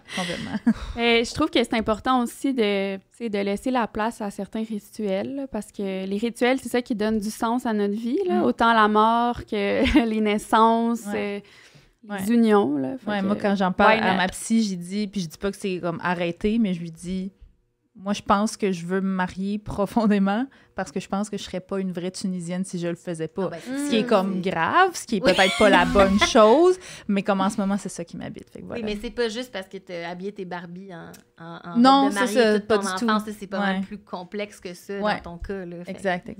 Voilà. Ah ben merci pour cette belle chronique, c'était full intéressant. Plaisir. Ben justement, parlons-en de toi, de Barbie, etc., là, avec le pouvoir. Ta chronique s'appelle Le pouvoir du cache-cerne cette semaine, puis je vais peut-être jamais en revenir, tellement c'est drôle.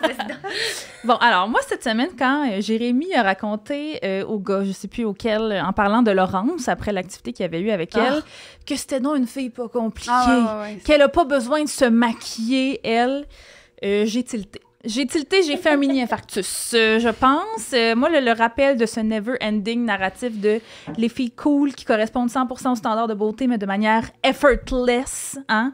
Ben ça m'a fait perdre une année de vie, je pense. Fait que pour ma chronique d'aujourd'hui, j'ai décidé de parler du fait que je taboute qu'on hiérarchise les femmes selon ce qu'elles décident de faire ou non avec, et là, on le rappelle parce qu'il y en a qui oublient puis qui ralentissent le groupe, leur propre corps, OK? Puis là, Daphné, ça devrait peut-être... faire écho à certaines réflexions que tu as eues, fait que n'hésite pas à intervenir avec ton livre maquillé dont tu parlais plus tôt. Donc, pourquoi donc est-ce qu'il y a des hommes cis-hétéros qui se sentent entitled de donner leur opinion sur nos faces séphoraisées ou non? Évidemment, je peux comprendre que chacun ses goûts, OK? Ça se peut que tu aies une préférence pour voir pour la face de ta partenaire sans maquillage, par exemple, au naturel. Comme on dit, au naturel avec un skincare de 300$, mais au naturel, ça va, OK? Mais une femme ou toute personne qui désire porter du maquillage devrait pouvoir se décorer la face comme Coco le clown si elle le veut, sans recevoir d'opinion non sollicitée, il me semble. Vous avez peut-être déjà eu l'immense chance de jaser avec des hommes qui disent que c'est de la triche quand les femmes se mettent du maquillage, que c'est de la fraude, que c'est de la fausse publicité. On te rappelle, il y avait eu les memes pendant quelques années de genre, amène-la à la piscine à ta première date. Je parle de ça dans ma chronique, justement. Ben non, il n'y a pas de souci. Alors, pour les gens qui nous écoutent à l'audio et pas sur YouTube, on vient toutes de se fouler un peu les pupilles pour cause de eye roll trop fort, OK? Alors, par où commencer? Tout le monde, à différents moments de sa vie, à différents degrés, va faire face à des issues d'image corporelle. OK? C'est normal. Je vous apprends rien si je vous dis que pour les femmes, c'est next level. Puis il y a toujours des attentes, pas super subtiles, qui planent là, au-dessus de nos têtes, que nous, les femmes, on se présente et on se comporte d'une certaine façon. C'est sûr que ça varie à travers les époques, mais bon, clairement et malheureusement, si on a encore cette conversation en 2023, malgré le progrès effectué, il n'y a pas tant de grands changements pour le mieux, hein? Puis, tu peux adhérer au plus cool et empowering mouvement de body positivity.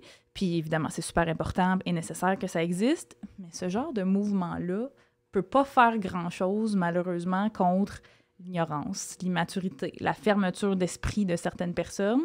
Puis, les femmes, de toute façon, sont toujours critiquées quand elles ne se conforment pas aux foutus standards de beauté. It's a fact. Puis, tu sais, les raisons pour lesquelles les femmes décident de se maquiller sont multiples et toutes valides, selon moi. Puis, c'est souvent pas bien plus compliqué que juste... parce que tout le monde aime ça être cute. Tu sais, je sais pas. Tu sais, il y en a qui en font un peu plus que d'autres pour en arriver là. Mais personne, je pense, veut faire exprès de pas être cute. Puis là, je dis cute, c'est évidemment, tout est relatif. Vous comprenez ce que je veux dire? Puis je pense aussi que si le maquillage pour hommes était moins tabou et plus normalisé, je suis pas mal sûre que toi aussi, tu te laisserais tenter par un petit coup de concealer pour cacher les traces de ton insomnie en dessous de tes yeux un matin ou par le petit produit miracle qui peut stopper ton début de calvitie, Jean-Philippe. Tu sais, je pense pas à quelqu'un en particulier, mais il me semble qu'il s'appellerait JP. Puis là, fouiller sur ce sujet m'a fait penser à un trend que j'avais découvert avec horreur il y a quelques temps, et tu l'as nommé, Amélie. Si vous aviez, ben non, il n'y a pas de souci, si vous aviez entendu parler de cette tendance-là pour des hommes, d'insister pour que la première date avec une femme ait lieu à la piscine. Je sais pas si c'est vraiment arrivé ou si c'était juste des mimes genre de masculinistes pour vrai. Ben, je peux pas imaginer dans quel contexte, tu dis, je sais pas souvent aussi ça, mais que, dans quel contexte que t'arrives à genre vendre à ta date, hey, on va aller se baigner pour notre première date. Non, un petit bar à vin, c'est pas intéressant. On va aller se baigner à la place au cas où que t'aies trop de fond de teint. Moi non plus, j'ai pas mesuré dans la vraie vie à quel point ça s'était passé, mais je me souviens dans les années, je sais pas moi, 2010, d'avoir souvent vu, mettons, à la télé, dans des séries, tout ça, que c'était un joke, un running gag qui revenait souvent. Fait que j'étais comme, ça doit être... Ils ont dû dédramatiser cette affaire-là. Mais c'est un meme qui a évolué aussi. Là. C'est devenu l'histoire du catfish. C'est même raciste à la limite. Je sais pas si vous avez vu ces vidéos-là de femmes asiatiques qui modifient leur visage. Puis là, t'as comme à côté deux gars blancs qui réagissent. C'est tellement une horreur. C'est tellement horrible. Ça continue d'être dans le discours. C'est juste que ça se métamorphose. C'est vrai. Puis tu sais, c'est ça, les avancées, si je peux dire, des techniques de maquillage, comme tu parles, Daphné, genre contouring et autres, qui permettent vraiment de métamorphoser, entre guillemets, notre visage, de carrément créer de l'art avec nos faces, bien, autant elles ont permis à certaines femmes de gagner en confiance, par exemple, autant elles ont fait peur à certains messieurs qui voudraient surtout pas être floués, et commencer à dater une femme qu'ils ne trouvent pas belle, finalement, parce que, tu sais, eux autres, avec leur masculinité toxique pas réglée, puis leur absence de base de lit, bien, ils sont vraiment des êtres d'exception. Et tout ça est problématique, évidemment. Premièrement, des setting spray waterproof, ça existe, OK? Si ton setting spray t'a coûté assez cher au Sephora, tu pourrais plonger du 10 mètres face première, puis on y verrait qu'il y a du feu. J'avais déjà eu une review une fois d'un eyeliner où la fille disait « J'ai pogné un accident de char avec mon eyeliner, j'ai pleuré, puis mon eyeliner était encore là quand je suis sortie de l'hôpital, 10 sur 10. » Écoute, tout est possible. Puis deuxièmement, comme d'habitude, la femme peut pas gagner dans cette situation-là. Tu damned if you do, damned if you don't. Puis... on le sait, ben en tout cas, je l'apprends peut-être à certaines personnes qui nous écoutent, mais c'est bien rare, les faces flawless au naturel. Oui. Moi-même, je l'apprends, je l'ai appris, moi, sur le tard. J'étais tellement complexée par ma face quand je voyais des faces toutes une peau lisse, sans imperfection, pour me rendre compte que ça coûtait cher, des crèmes pour la face, puis que tout le monde en avait, ou à peu près. Puis, tu sais, il peut y en avoir des cernes, il peut y en avoir des boutons, de l'hyperpigmentation, de la peau sèche, bref, 1001 affaires. Puis c'est ça que des hommes qui disent aimer les femmes au naturel semblent ne pas comprendre. Il y a plein de problèmes de peau sur lesquels une femme pas maquillée n'a aucun contrôle, puis que le doux trouvera probablement pas très attirant, vu sa grande maturité, si elle reste pas maquillée, sa femme idéale. Puis les femmes qui décident de se servir du maquillage comme outil pour se bâtir une confiance en elles, ben ils se font dire qu'elles en portent trop du maquillage. Fait qu'encore une fois, damned if you do, damned if you don't. Mais tu sais, au final, j'ai pour m'en dire que si des hommes n'arrivent pas à décider s'ils veulent ou non dater une femme strictement à raison de l'apparence de cette dernière, ben, ils sont peut-être pas juste assez matures pour dater, point. T'sais, si tu veux que le dating devienne éventuellement une relation solide, ben, tu vas te rendre compte après 2 secondes d'écart que juste admirer la face de ta partenaire pendant des heures mais n'avoir absolument rien en commun, ben, ça fait des longues soirées. Ça fait des longs films, des longs Netflix and chill, tu sais. Ta compatibilité avec ta partenaire, tes valeurs profondes, tes intérêts, tes objectifs devraient être beaucoup plus haut dans ta liste de priorités que le fait que ta partenaire porte à merveille ou non le rouge à lèvres matte Ruby Roo de MAC, n'est-ce pas? Qui est le meilleur, selon moi. Ouais. Ah mon Dieu, moi tout à aussi, fait. Ça fait 22 ans que je l'ai. Je l'aime pas. Hey, moi, ça fait genre 12 ans que je porte ça. Je suis pas capable de m'en séparer. Je le trouve, trop comment sec. on dit, dry. Ah, peut-être un peu. Oui, il faut avoir les lèvres bien hydratées. Ouais. Hein. D'accord, on vous reviendra avec la rubrique maquillage des ficelles. Peut-être un segment pour Patreon un jour. Mais au bout du compte, donc, tu dates pas la face de quelqu'un, OK? Tu dates une personne à part entière. Si t'es pas capable de voir au-delà de l'apparence physique d'une personne, tu saisis peut-être pas assez ce que ça implique d'être en relation. Puis comme Mathieu Bock-Côté, tu devrais t'abstenir de tout commentaire, OK? Fait que moi, mettons quand Vincent dit qu'il trippe juste sur les blondes, qui est le commentaire le plus high-roll que j'entends, moi, des hommes dans la vie, et donc que ça lui dérange pas, comme sous-texte. Donc, peu importe s'il est compatible avec elle ou s'il y a une profonde connexion avec elle ou pas, c'est pas ce qu'il a dit, mais c'est ce que j'en comprends. Encore une fois, c'est comme une chronique de Richard Martineau pour moi, ça reste en surface sur un moyen temps, OK? Puis il y a aussi la notion très simple de base que plusieurs hommes semblent avoir beaucoup de misère à comprendre. Ben, on se maquille pas pour vous, messieurs. En fait, il n'y a pas grand-chose dans nos vies occupées de femmes badass qui doivent travailler plus fort parce qu'elles font 3,25 de moins de l'heure que vous qu'on fait pour vos beaux yeux, les chums. OK? J'ai vu une créatrice de contenu sur TikTok cette semaine dire... Tu sais, quand les hommes... Regarde la télé. Oui, non. Quand les hommes disent des affaires genre « Ah, les femmes se maquillent ou s'habillent d'une certaine façon juste pour avoir de l'attention, juste pour que les hommes les regardent, pour provoquer. » Puis elle dit « Mais savez-vous à quel point je m'habillerais et me maquillerais de façon encore plus provocante si les hommes n'existaient pas et que j'avais pas peur de mourir? » Bonne observation. J'ai adoré ça. Donc, en gros, le monde ne tourne pas autour de votre nombril pas lavé depuis 7 ans. Messieurs, laissez les femmes être des êtres humains. Laissez les femmes disposer de leur corps comme elles l'entendent. On ne vous doit rien. On a le droit de vivre notre vie comme on le veut et pas à travers les yeux de dudes qui n'ont pas encore déconstruit leur perception patriarcale des genres. Puis un petit trait d'eyeliner en fleek n'a jamais tué personne, même pas la fille dans ton exemple. Non. Merci! Mais c'est fou ça aussi, hein? Ça me fait encore une fois penser dans les extraits de 2003 qu'on a écoutés ensemble cette semaine. Il y avait un truc similaire. C'était dans une caverne.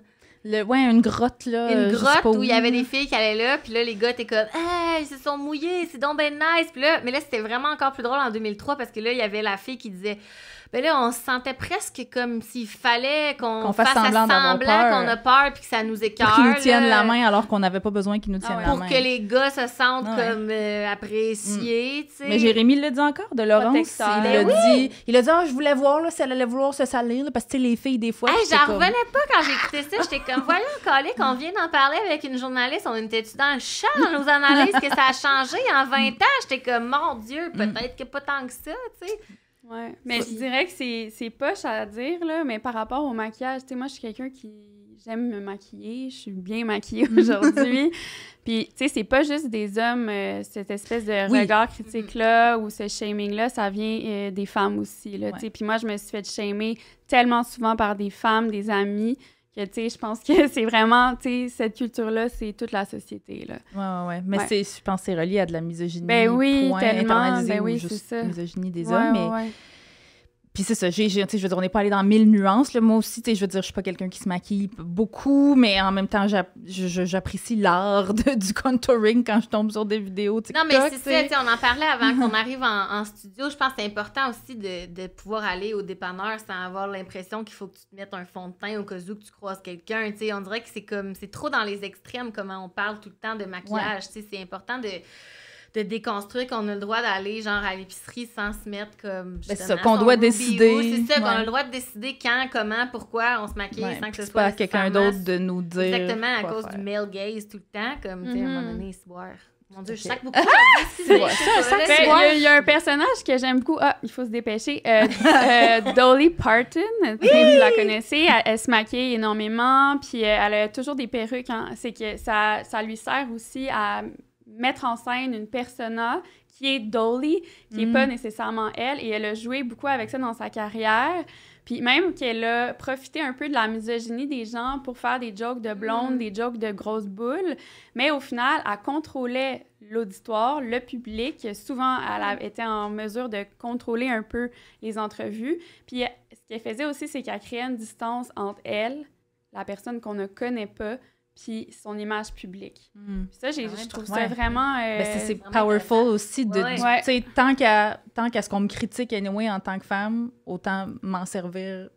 Mais je pense que c'est une stratégie de survie que j'admire, parce que c'est tellement difficile quand tu es une femme exposée, tu sais, au public, à pas à mettre des limites, à pas te faire atteindre parce que tu es toujours visée, scrutée à la loupe. Moi, j'adore sa façon de...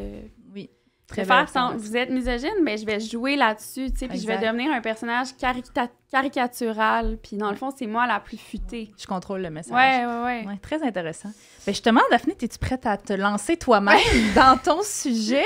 Ben oui, mais moi, c'est beaucoup moins construit que vous, là. C'est un peu broche à foin, mon affaire. On aime tout, on accepte tout, on est dans l'ouverture. Le discours du vêtement, encore une fois, j'adore. Oui, ben ça vient un peu de ce que je fais avec Choses sérieuses. Puis, tu sais, dans le fond, j'ai écrit un livre sur le maquillage qui s'appelle Maquiller, mais l'idée derrière ça, parce que avant d'écrire Maquiller, j'avais une infolettre qui s'appelait Choses sérieuses. Puis là, c'est devenu un podcast. Mais c'est juste de toujours parler de sujets qu'on juge souvent superficiels ou pas importants, comme Occupation double, mais de façon critique ou sérieuse.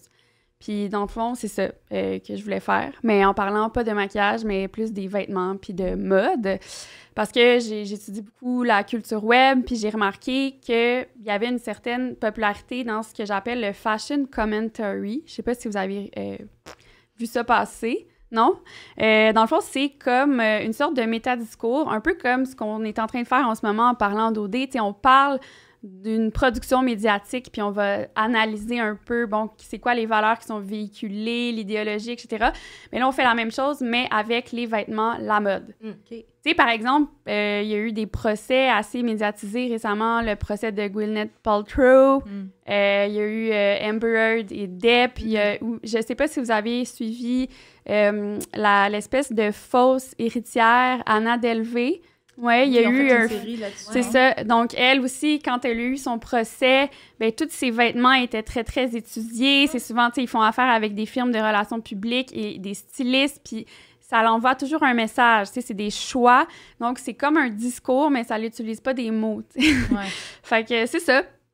Je voulais faire l'exercice avec OD. Oh, wow! Mais c'est surtout qu'on a beaucoup parlé dans les dernières saisons, tu sais, de la styliste à Jay. Puis là, je pense que les gens ont beaucoup commenté depuis le début de la nouvelle saison, genre, c'est pas comme quand c'était Jay, là, le linge, autant que les gens, comme, tu sais, disaient que son linge, c'était bien critiquaient full à l'époque. Mais là, maintenant, c'est comme, c'est plus autant aussi stylé que quand c'était Jay. Fait que je suis comme vraiment excitée de l'entendre, ce que t'as dit là-dessus. Alissa et Fred sont souvent en beige et en brun. Moi, c'est l'étendue de mon J'ai l'impression qu'ils veulent quand même leur donner une image qui reste fidèle à leur propre goût à eux, ou comme, tu sais, pour pas les amener dans un terrain où ils seraient pas confortables. Donc, c'est ça. Considérons la mode comme un discours. Essayons de voir ce qui est dit. C'est quoi l'idéologie des vêtements? Puis là, je veux juste mentionner, parce que moi, je consomme énormément de culture pop, mais en ligne. Puis là, je veux quand même faire des petits shout-outs. Même si c'est pas des recommandations culturelles, je pense à des youtubeurs comme Haute la mode, Minali, le TikToker Lias, la drag queen Taipei Queen sur Instagram, la youtubeuse Rianne Finn ou un podcast comme Nymphette Alumni. Et je ne sais pas si vous connaissez le podcast Article of Interest. Non? Okay. Pas de podcast, Donc, c'est un podcast, justement, qui va faire une étude historique, sociologique d'articles de vêtements. Donc, notamment, ils vont se demander pourquoi, dans les vêtements de femmes, il n'y a pas souvent de poches, historiquement. Puis, c'est évidemment une histoire féministe. Donc, je vous invite à l'écouter. Donc, c'est ça. Et ce matin, j'écoutais justement le podcast de Nymphette Alumni, qui était en discussion avec la personne, la femme qui est derrière Article of Interest. Et en tout cas, les collaborateurs parlaient tous et toutes du fait que, justement, il y avait une recrudescence du discours critique sur les vêtements. Fait que c'est vraiment quelque chose qui se passe en ce moment. Voilà. Puis je me suis demandé aussi pourquoi on parle des vêtements comme ça. Est-ce que vous avez... Je sais pas, c'est-tu les valeurs féministes qui reculent? Je sais pas, on critique-tu plus... en même temps, tu l'as pas dit si c'était plus vêtements hommes, femmes...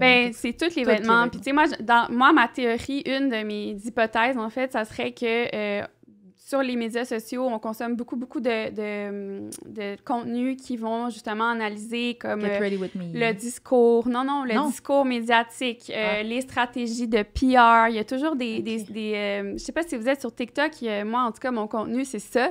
C'est comme des spécialistes des relations médiatiques qui vont analyser des discours.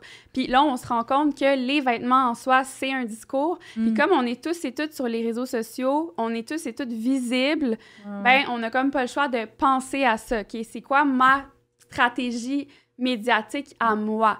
Tu sais, en quelque part, on est tous rendus des images de marque. Je comprends ce que tu veux dire. Moi, c'est juste des vidéos de shop, des femmes juives en ce moment, mon TikTok. Mais non, mais ça, c'est ta responsabilité. C'est ça. Je vais passer mes algorithmes, là, mais vous me donnez le goût de me mettre... Non, mais fais comme nous, puis passe 3 heures dessus, m'en ton algorithme va te connaître. C'est ça la clé. Fait que c'est ça, c'est sûr, je veux parler de mariage, mais peut-être plus parler des vêtements en général. À OD, ils n'ont pas vraiment de logo, ils n'ont pas vraiment de message politique. C'est souvent assez beige. Ils brouillent, hein, quand il y en a. Tu sais, des fois, on voit des je pense que c'est une affaire de commanditaire. Mais... Ben, moi, c'est ça, j'ai l'impression que c'est une décision, tu sais, réfléchie de la prod qui veulent pas, soit faire de pub pour des gens qui seraient pas des commanditaires ou bien d'être politique. Hein. Il y a ce discours-là d'être comme dans la neutralité, mais pour moi, ça n'existe pas, la neutralité. Tu sais, c'est déjà un parti pris de décider de pas en parler, c'est déjà un choix politique. Donc, voilà. Puis, j'ai trouvé ça intéressant. Je sais pas si vous vous en rappelez, à Copenhagen, il y avait la guide Maria Jacobson qui, elle, justement, avait un T-shirt avec un message politique. C'est quoi, non, le message, ça disait, mais je me souviens Donc, c'était un drapeau LGBTQ+, avec, donc, les couleurs étaient faites par des enfants. C'était comme des personnages, Ouais. Ben, moi, je l'ai remarqué. C'est vrai, parce que c'est rare que ça arrive. Puis je me suis dit, tu sais, je pense que c'est pas un hasard. Je pense que, tu sais, les activités pour les couples à OD sont prévues d'avance. Hein, il faut qu'ils fassent des réservations et tout. Puis effectivement, que s'ils prennent un guide, cette personne-là va savoir, OK, je m'en vais faire un tournage aujourd'hui, tu sais. Oui. Donc, elle s'est habillée en connaissance de cause, je suis presque sûre. Et elle savait probablement qu'elle allait participer à cette émission qui est un dating show. Elle savait probablement que, comme la plupart des dating shows, c'est très hétéronormatif et qu'il n'y a pas de place nécessairement pour des personnes comme elle. Fait que pour moi, j'ai interprété ce choix vestimentaire comme une prise de parole silencieuse. Et moi, j'ai trouvé que c'était un acte très courageux. Hein, on pense souvent que déjà, de porter un T-shirt, ça veut rien dire. Moi, j'ai eu peur pour elle, pour vrai, dans ce moment-là, surtout qu'à Copenhagen, on avait envoyé Pasta. Mhm. Mathieu Pasta. Seigneur, c'est vrai. Donc, moi, je me suis demandé si, tu sais, ça pouvait pas peut-être créer des frictions, justement, oui. parce que des fois, c'est pour ça qu'on va, tu sais, pas parler de politique, justement pour s'éviter des accrochages ou des moments de malaise. Mais là, il y a vraiment cette prise de position-là de cette femme-là que j'ai trouvée admirable.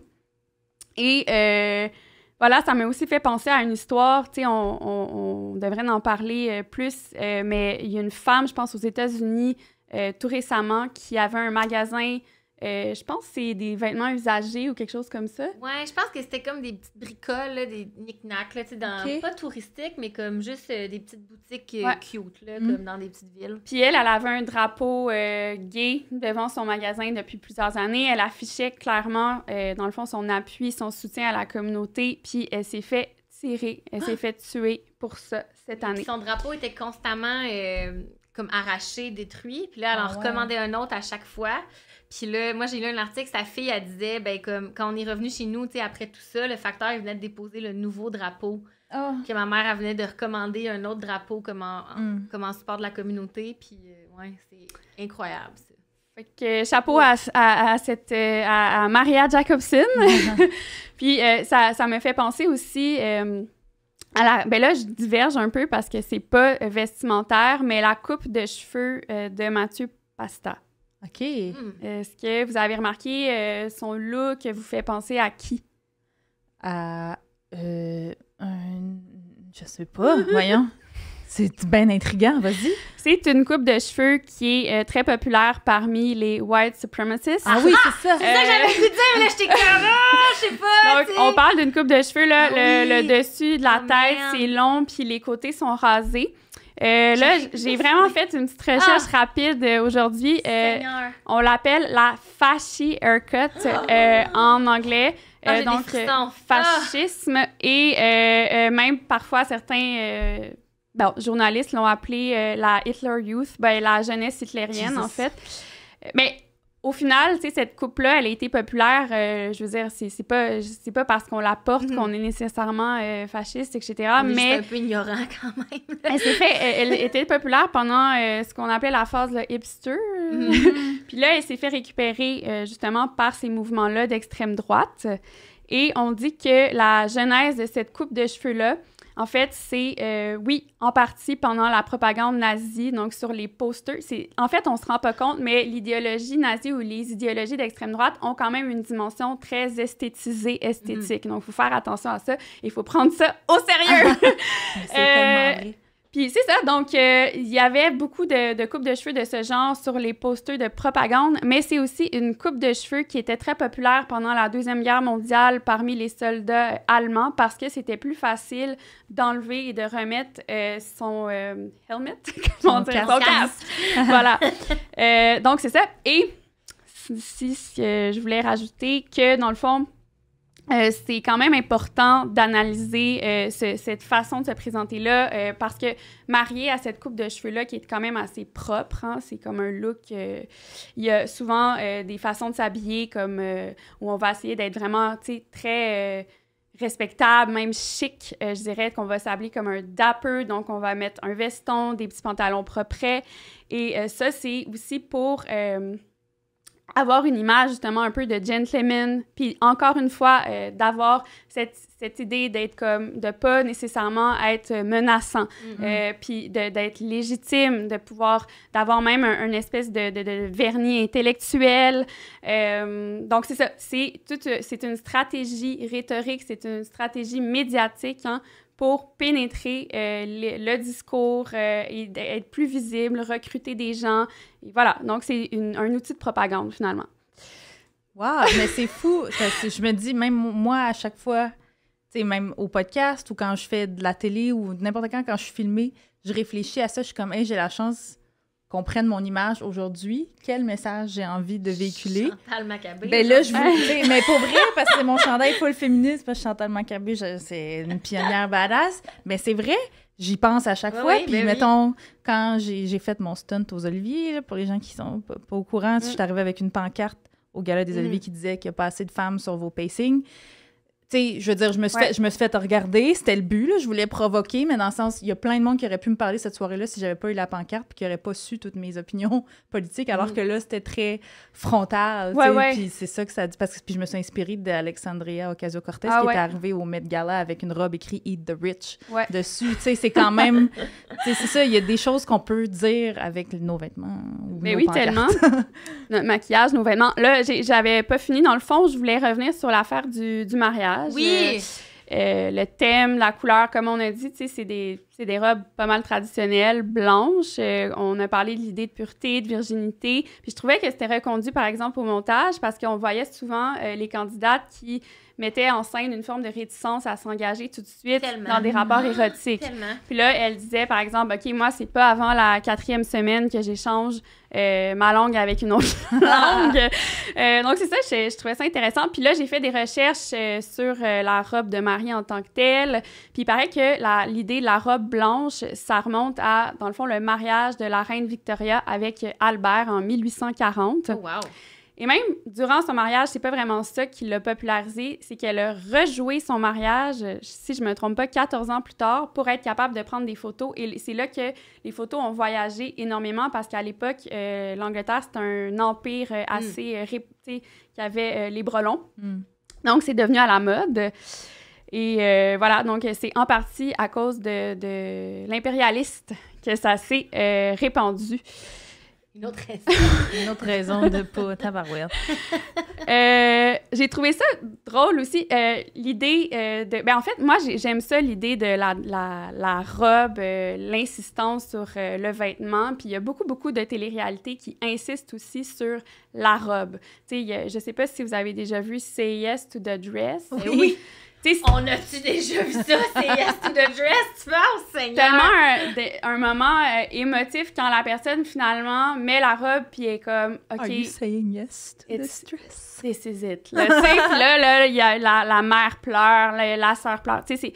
Puis, dans le fond, ce qui est rejoué, c'est l'idée de la rencontre amoureuse. On tombe en amour d'une robe comme on tombe en amour d'un partenaire. Puis, on trouve cette personne-là, notre âme sœur, notre robe sœur, dans le fond. Fait que je trouve ça intéressant, cette espèce de symbolique-là.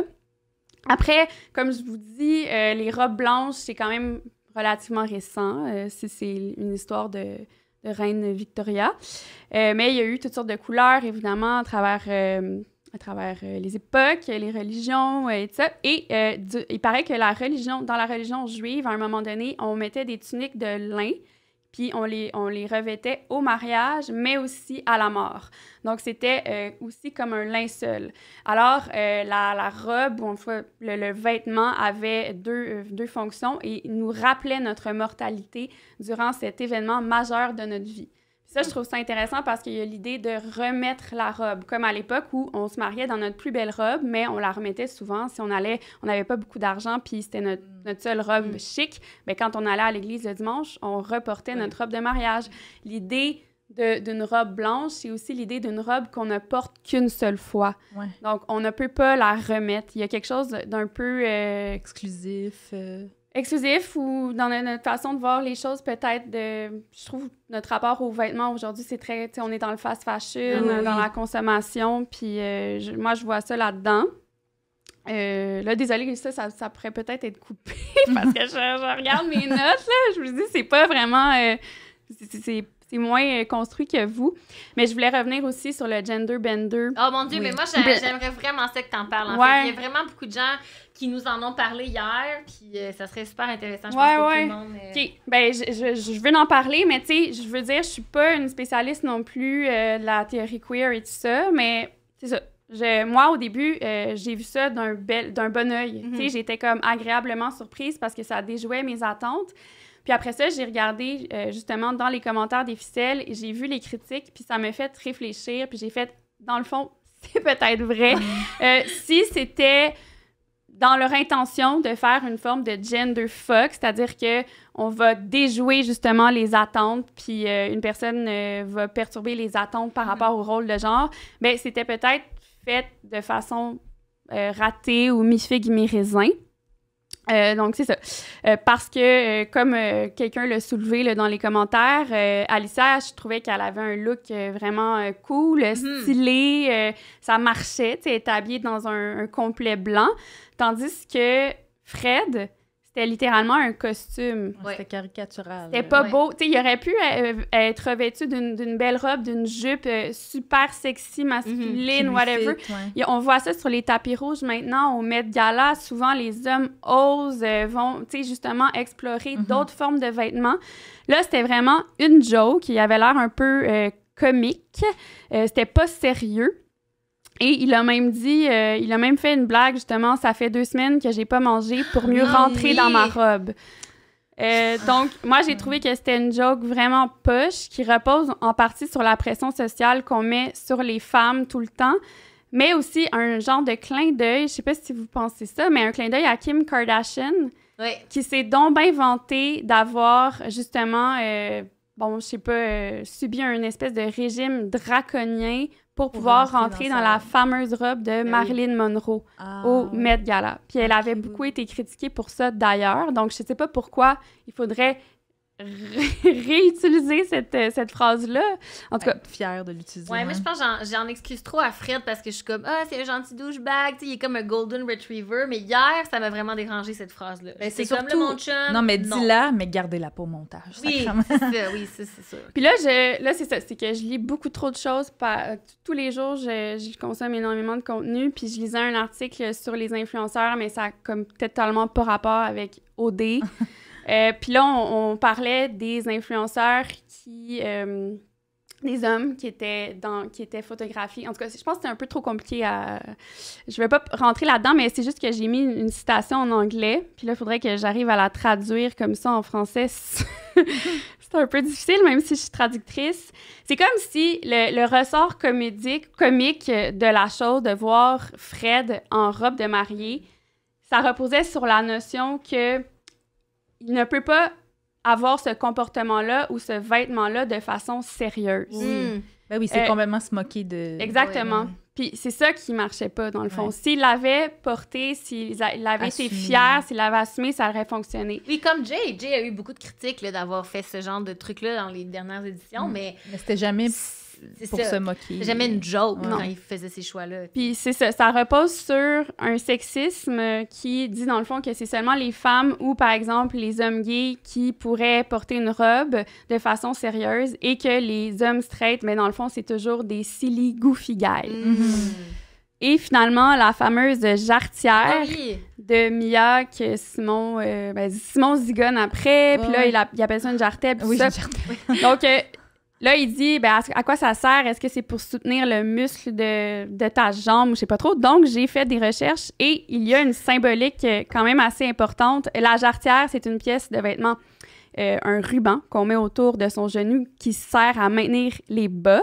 Mais justement, dans le mariage, c'est dès le Moyen-Âge, il y a une tradition qui veut que la mariée porte une jarretière. Et finalement, à la fin de la réception, les jeunes hommes s'efforcent de la dérober. Et ce rituel-là est interprété comme un symbole de la défloration. Ah, bien sûr. Donc, c'est la première fois qu'il leur voit le genou.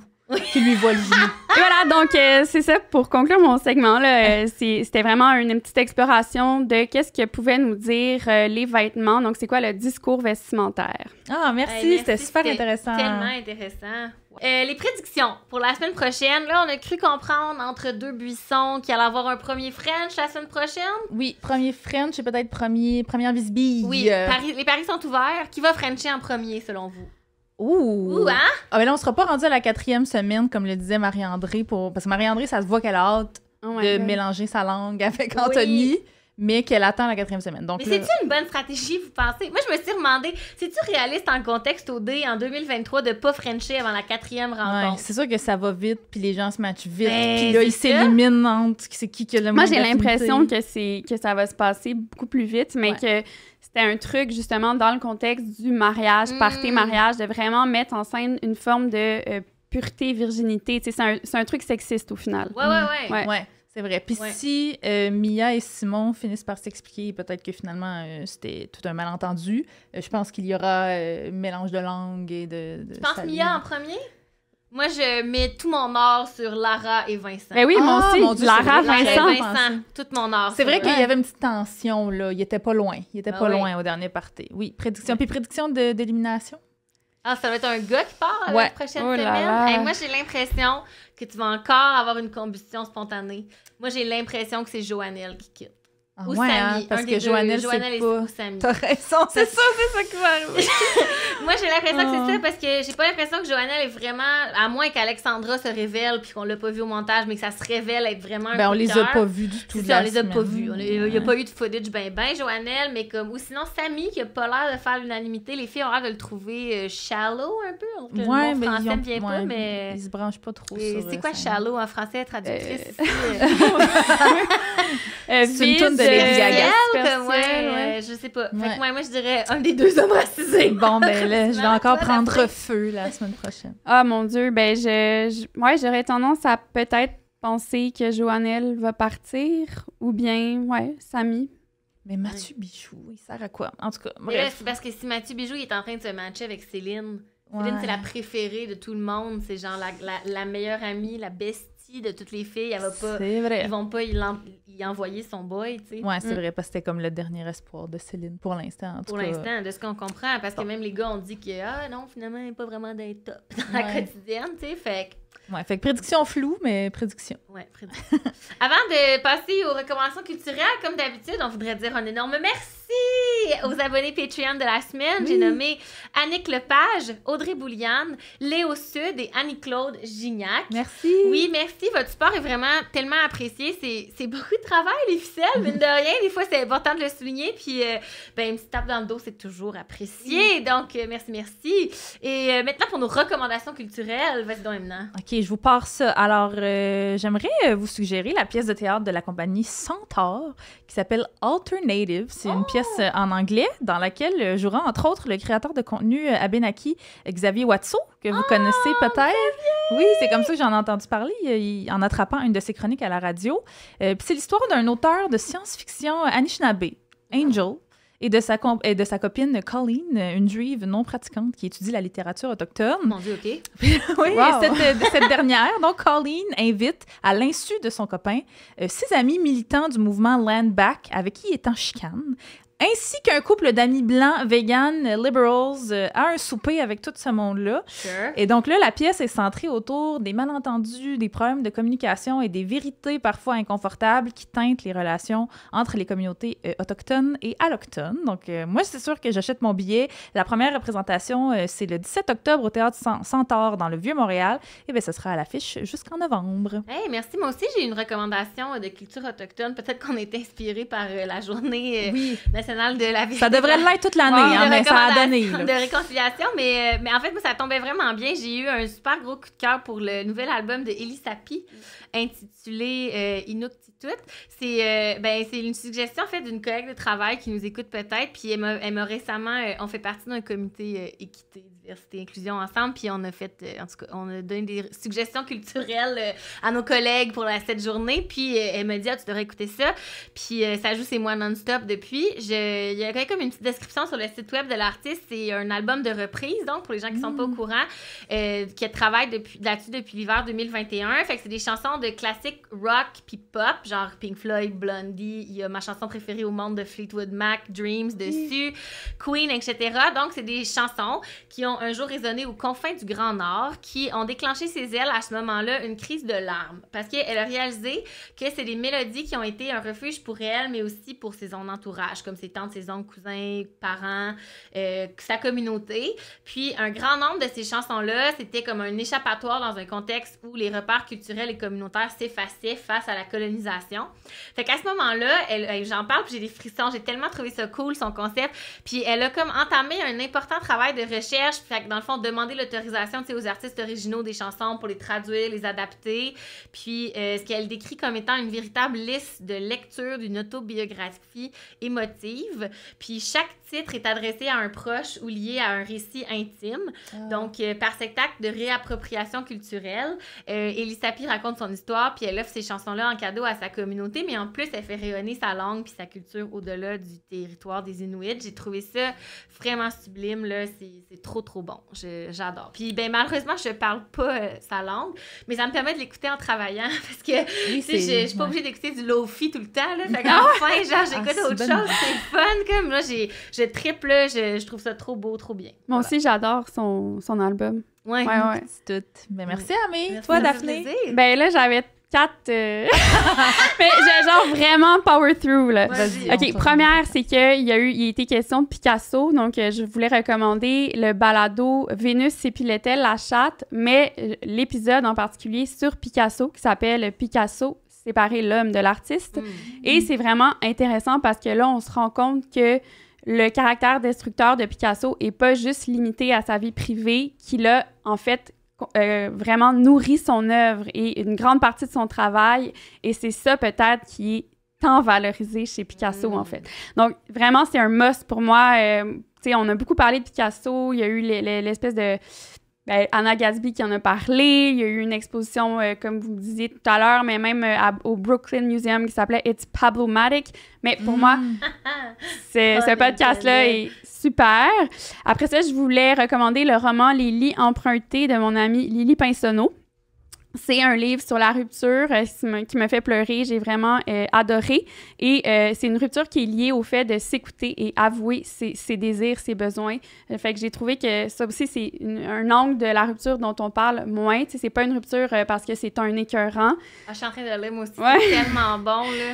Puis, il y a quelque chose qui me fait penser à Odé là-dedans, ou Odé me fait penser au livre de Lily, quand il y a une espèce d'échange entre Fred et puis Alicia. Puis là, ils développent un petit langage amoureux en riant de l'anglais. Ah oui! Puis en prononçant... Georges. C'est ça, en prononçant des mots, tu sais, de façon comme... Ben, je sais pas, avec un drôle d'accent. Puis il y a ça aussi dans les personnages de Lily, dans son livre. Il développe tout un petit langage comme ça, en parlant anglais d'une certaine façon. Puis donc, ça me fait penser à ça. Après ça, le compte Instagram Kardashian Colloquium, qui ressemble un peu au officiel dans le sens où c'est un compte Instagram où une femme psychologue, MJ Corey, avec plusieurs collaborateurs, va vraiment disséquer, réfléchir et proposer des théories pour réfléchir à l'empire des Kardashian. Et sinon, je voulais recommander un autre truc en lien avec Occupation Double. C'est l'entrevue que Mère de Laval a fait avec Jay du Temple. C'est vraiment une entrevue très longue, genre 2 heures, je pense, mais c'est sur YouTube. C'est sur son balado Faits divers. C'est l'épisode 49. Et j'ai trouvé que c'était une entrevue malade, méta. Donc, les deux ensemble, ils réfléchissent à la mécanique interne des médias. Fait que j'ai trouvé ça super intéressant. Ouais. Très nice. Merci. Hey, c'est là-dessus qu'on se quitte cette semaine. Merci énormément, Daphné, pour ta présence. On peut te suivre avec, comme on disait, ton balado Choses sérieuses, aussi via la page Instagram où tu fais des carousels, un espace que tu décris comme un laboratoire de pensée sur la culture web. Et tu feras aussi bientôt une lecture performance publique à Québec. Donc, pour les ficelles ou ficelleunes dans ce coin-là, on essaie de pas toujours être montréalo-centré. Le 11 octobre au Centre Morin, au Morin Center, je sais pas trop, lors de la rencontre annuelle des villes de la littérature UNESCO. Puis c'est gratuit. Et on vous invite aussi à lire sa chronique bimensuelle dans la presse. Merci Gabrielle, la ficelle de l'ombre, qui produit le podcast avec bienveillance, expertise et patience aujourd'hui, parce que c'est un très long épisode. Et signe de main. Signe de main pour nous faire aller plus vite. Merci au studio chez Denise pour votre accueil et le magnifique espace et votre patience à vous aussi aujourd'hui pour ce très long épisode. Merci à Marie-Hélène, la magicienne du montage sonore et vidéo. Merci à Julien Simard de Son Hybride pour notre nouveau thème musical. Et merci à vous, chers Ficello Ficelloune, de nous écrire pour discuter et de nous encourager. On vous rappelle aussi que le code FICEL15 vous donne un joli rabais sur les produits d'Eros et compagnie, qu'on remercie également pour leur soutien cette saison. Comme d'habitude, vous pouvez nous écouter sur le site de Pivot Québec et sur votre plateforme de balado préférée chaque mercredi. À la semaine prochaine! Bye!